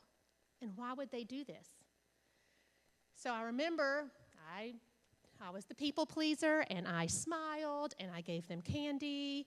And Papa, when I walked away, Papa just patted my knee and he went, "You're a good kid. You're a good kid." So he's always doing things like that. He ran every day 3 miles until he turned 70. And then when he turned 70, he started walking every other day 3 miles. I haven't been able to keep that up. He also had a huge garden. And I'll never forget, he had neuropathy in his legs. I do too. He ended up getting these special treatments where they inject all this stuff so that you still feel a little bit. So he had the opportunity to where, in time, he would probably had to have had his legs amputated from the knees down, but instead, he did these special treatments so that he could still walk. And it was very painful for anyone who's experienced neuropathy. It's odd that a numbness is really painful, but it is. And he preferred the pain so he could walk instead of not having pain and not being able to walk.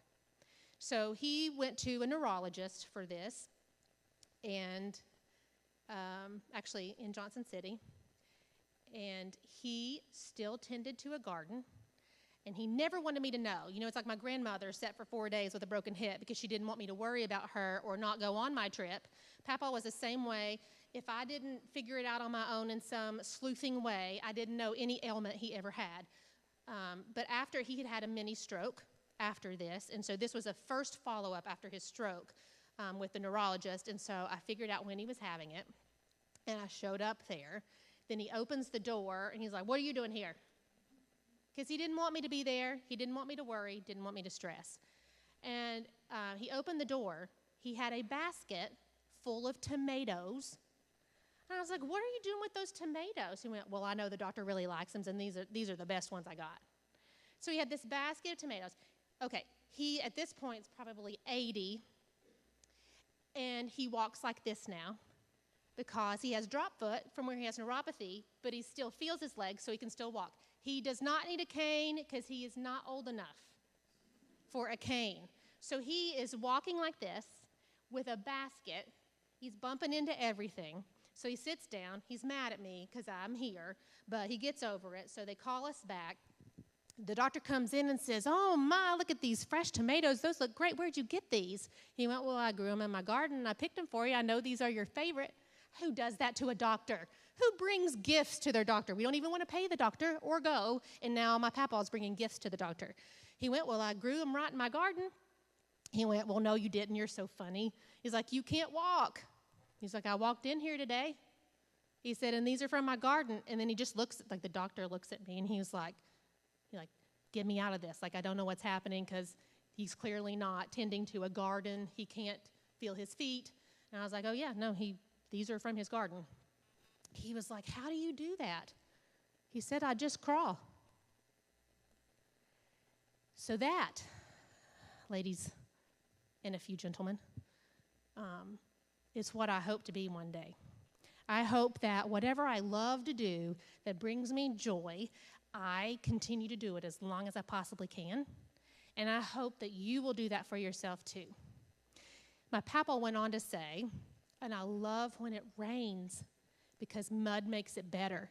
Because once your knees get wet and they dry, it's like knee pads crawling around the garden. So I don't know many stories of resilience that can top that one in my experience. I just know that I want to be like that. And I know that all of you also want to feel like that no matter what is facing you, What knocks you down, if you can believe that mud makes it better, then your mind's in the right place. Moments are fleeting. My tagline is moments to milestones. You can choose to collect that moment or let it go. All those moments that you choose to collect will lead you to your milestone. So what milestone are you building for yourself?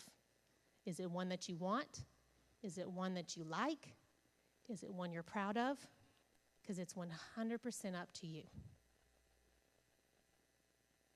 I very much thank you for being here today. We have about 25 minutes. So now what I would love to do is learn from you. So I'm only as good as what I know, and I know there's something for me to learn out here. So if any of you have a self-care tip or trick that works for you, I would love to hear it. I've not been a good slider today.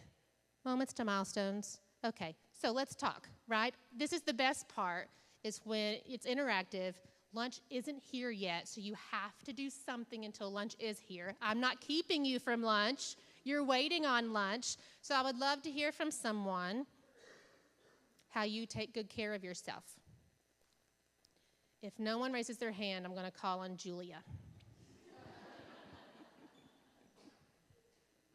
Yes, please.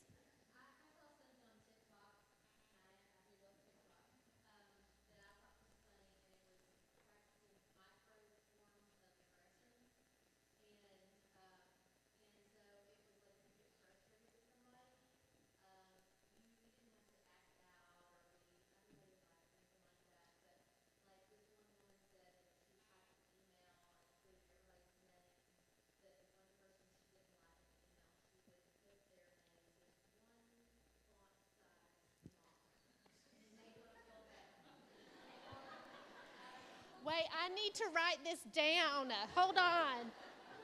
I need a pen.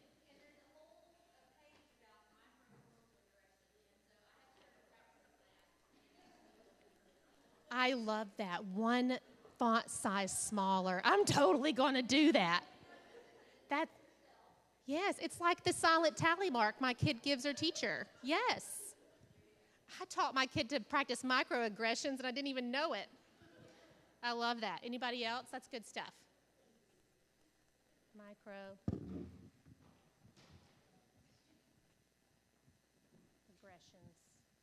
Come on, somebody. Yes, ma'am.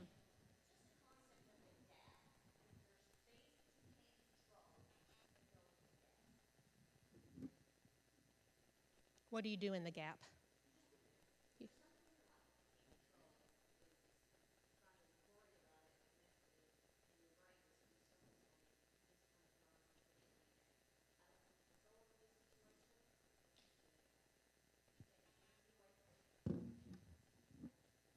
Do you believe in your gap? I love that. I don't know if I'd believe in my gap. I feel like I need a real bucket, and I just need to visibly throw it over there into the deep dark tresses. The gap. Okay, micro. One font size. I'm just typing slow. One font size smaller microaggression. Okay, got that one. Throw it in the gap. Right. You can't control it. We've talked about that. Our mind does mean things to ourselves. Really, our mind, whatever you named her, she's like the mean girl in school. Everything you question about yourself, they tell you. Everything that you worry about, they tell you. Don't let her be the mean girl anymore. God, y'all just want lunch. It's not even here. I could probably tell you another story, but I'd really love to learn from you. I'm totally doing the one font point smaller thing. It's amazing. Oh, I'm sorry. This is my meditator. Yes.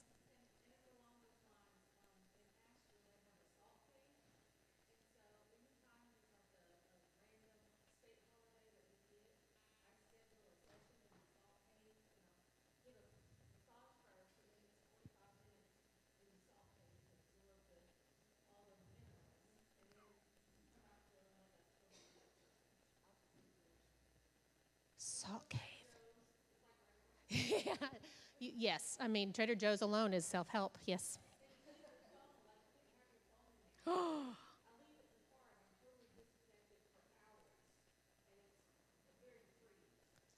Okay, how many people would feel if they were without their phone for hours, they would be freed?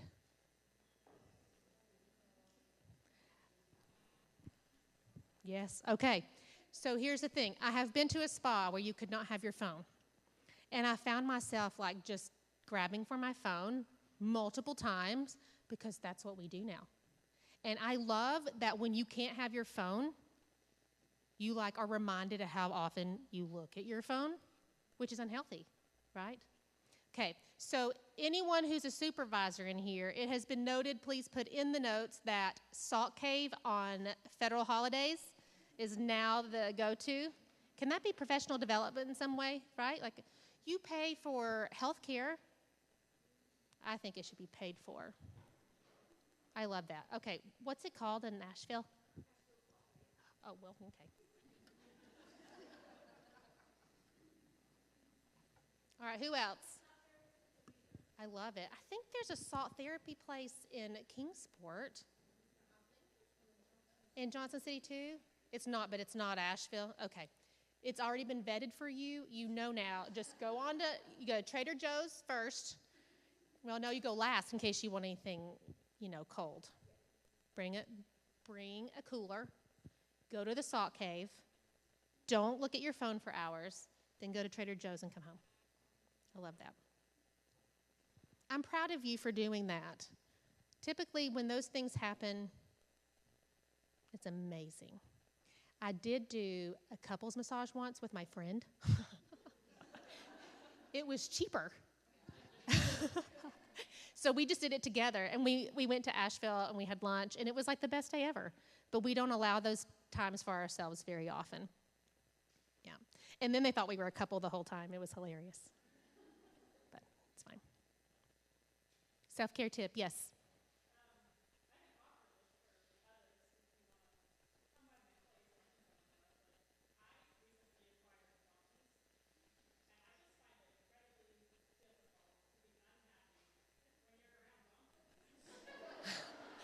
I want to come so bad.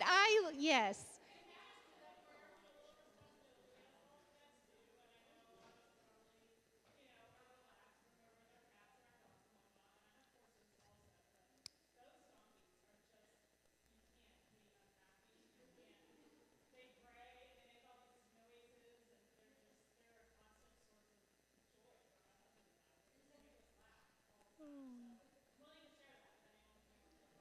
Oh, I love that. What is your name and what is your address? I love donkeys. My husband thinks I'm wildly crazy, but we have deer in our backyard, and it makes me so happy. I'm like, oh, and I go talk to them, and I love the deer so much. And he was like, they just eat our hosta. Why are you excited about this? You all are probably mad about deer eating your plants too. Anybody? No? I love deer. Yes. Animals, I think it's because they can't speak. We love animals because you can, this is like an old joke and not even that funny, but you put your car and your wife in the trunk, and then 3 days later you open it up and who's excited to see you? That's like a really bad male joke. Sorry. Like your dog's still happy to see you? It's like, yeah, because like it doesn't know better and it doesn't speak to you. Just because it's wagging its tail does not mean they're happy. They just can't communicate in the way we do. Donkeys, Salt Cave, 1-point font smaller in the gap. All right, that's some good stuff. I'm totally stealing all of it. I don't know how I'm going to incorporate donkeys, though, because I don't have donkeys, but okay. We have like 10 more minutes. I can tell more stories. Y'all are doing so great, though. I love learning from each other. This is what a community is supposed to be. We share stuff and feel better. I can totally talk.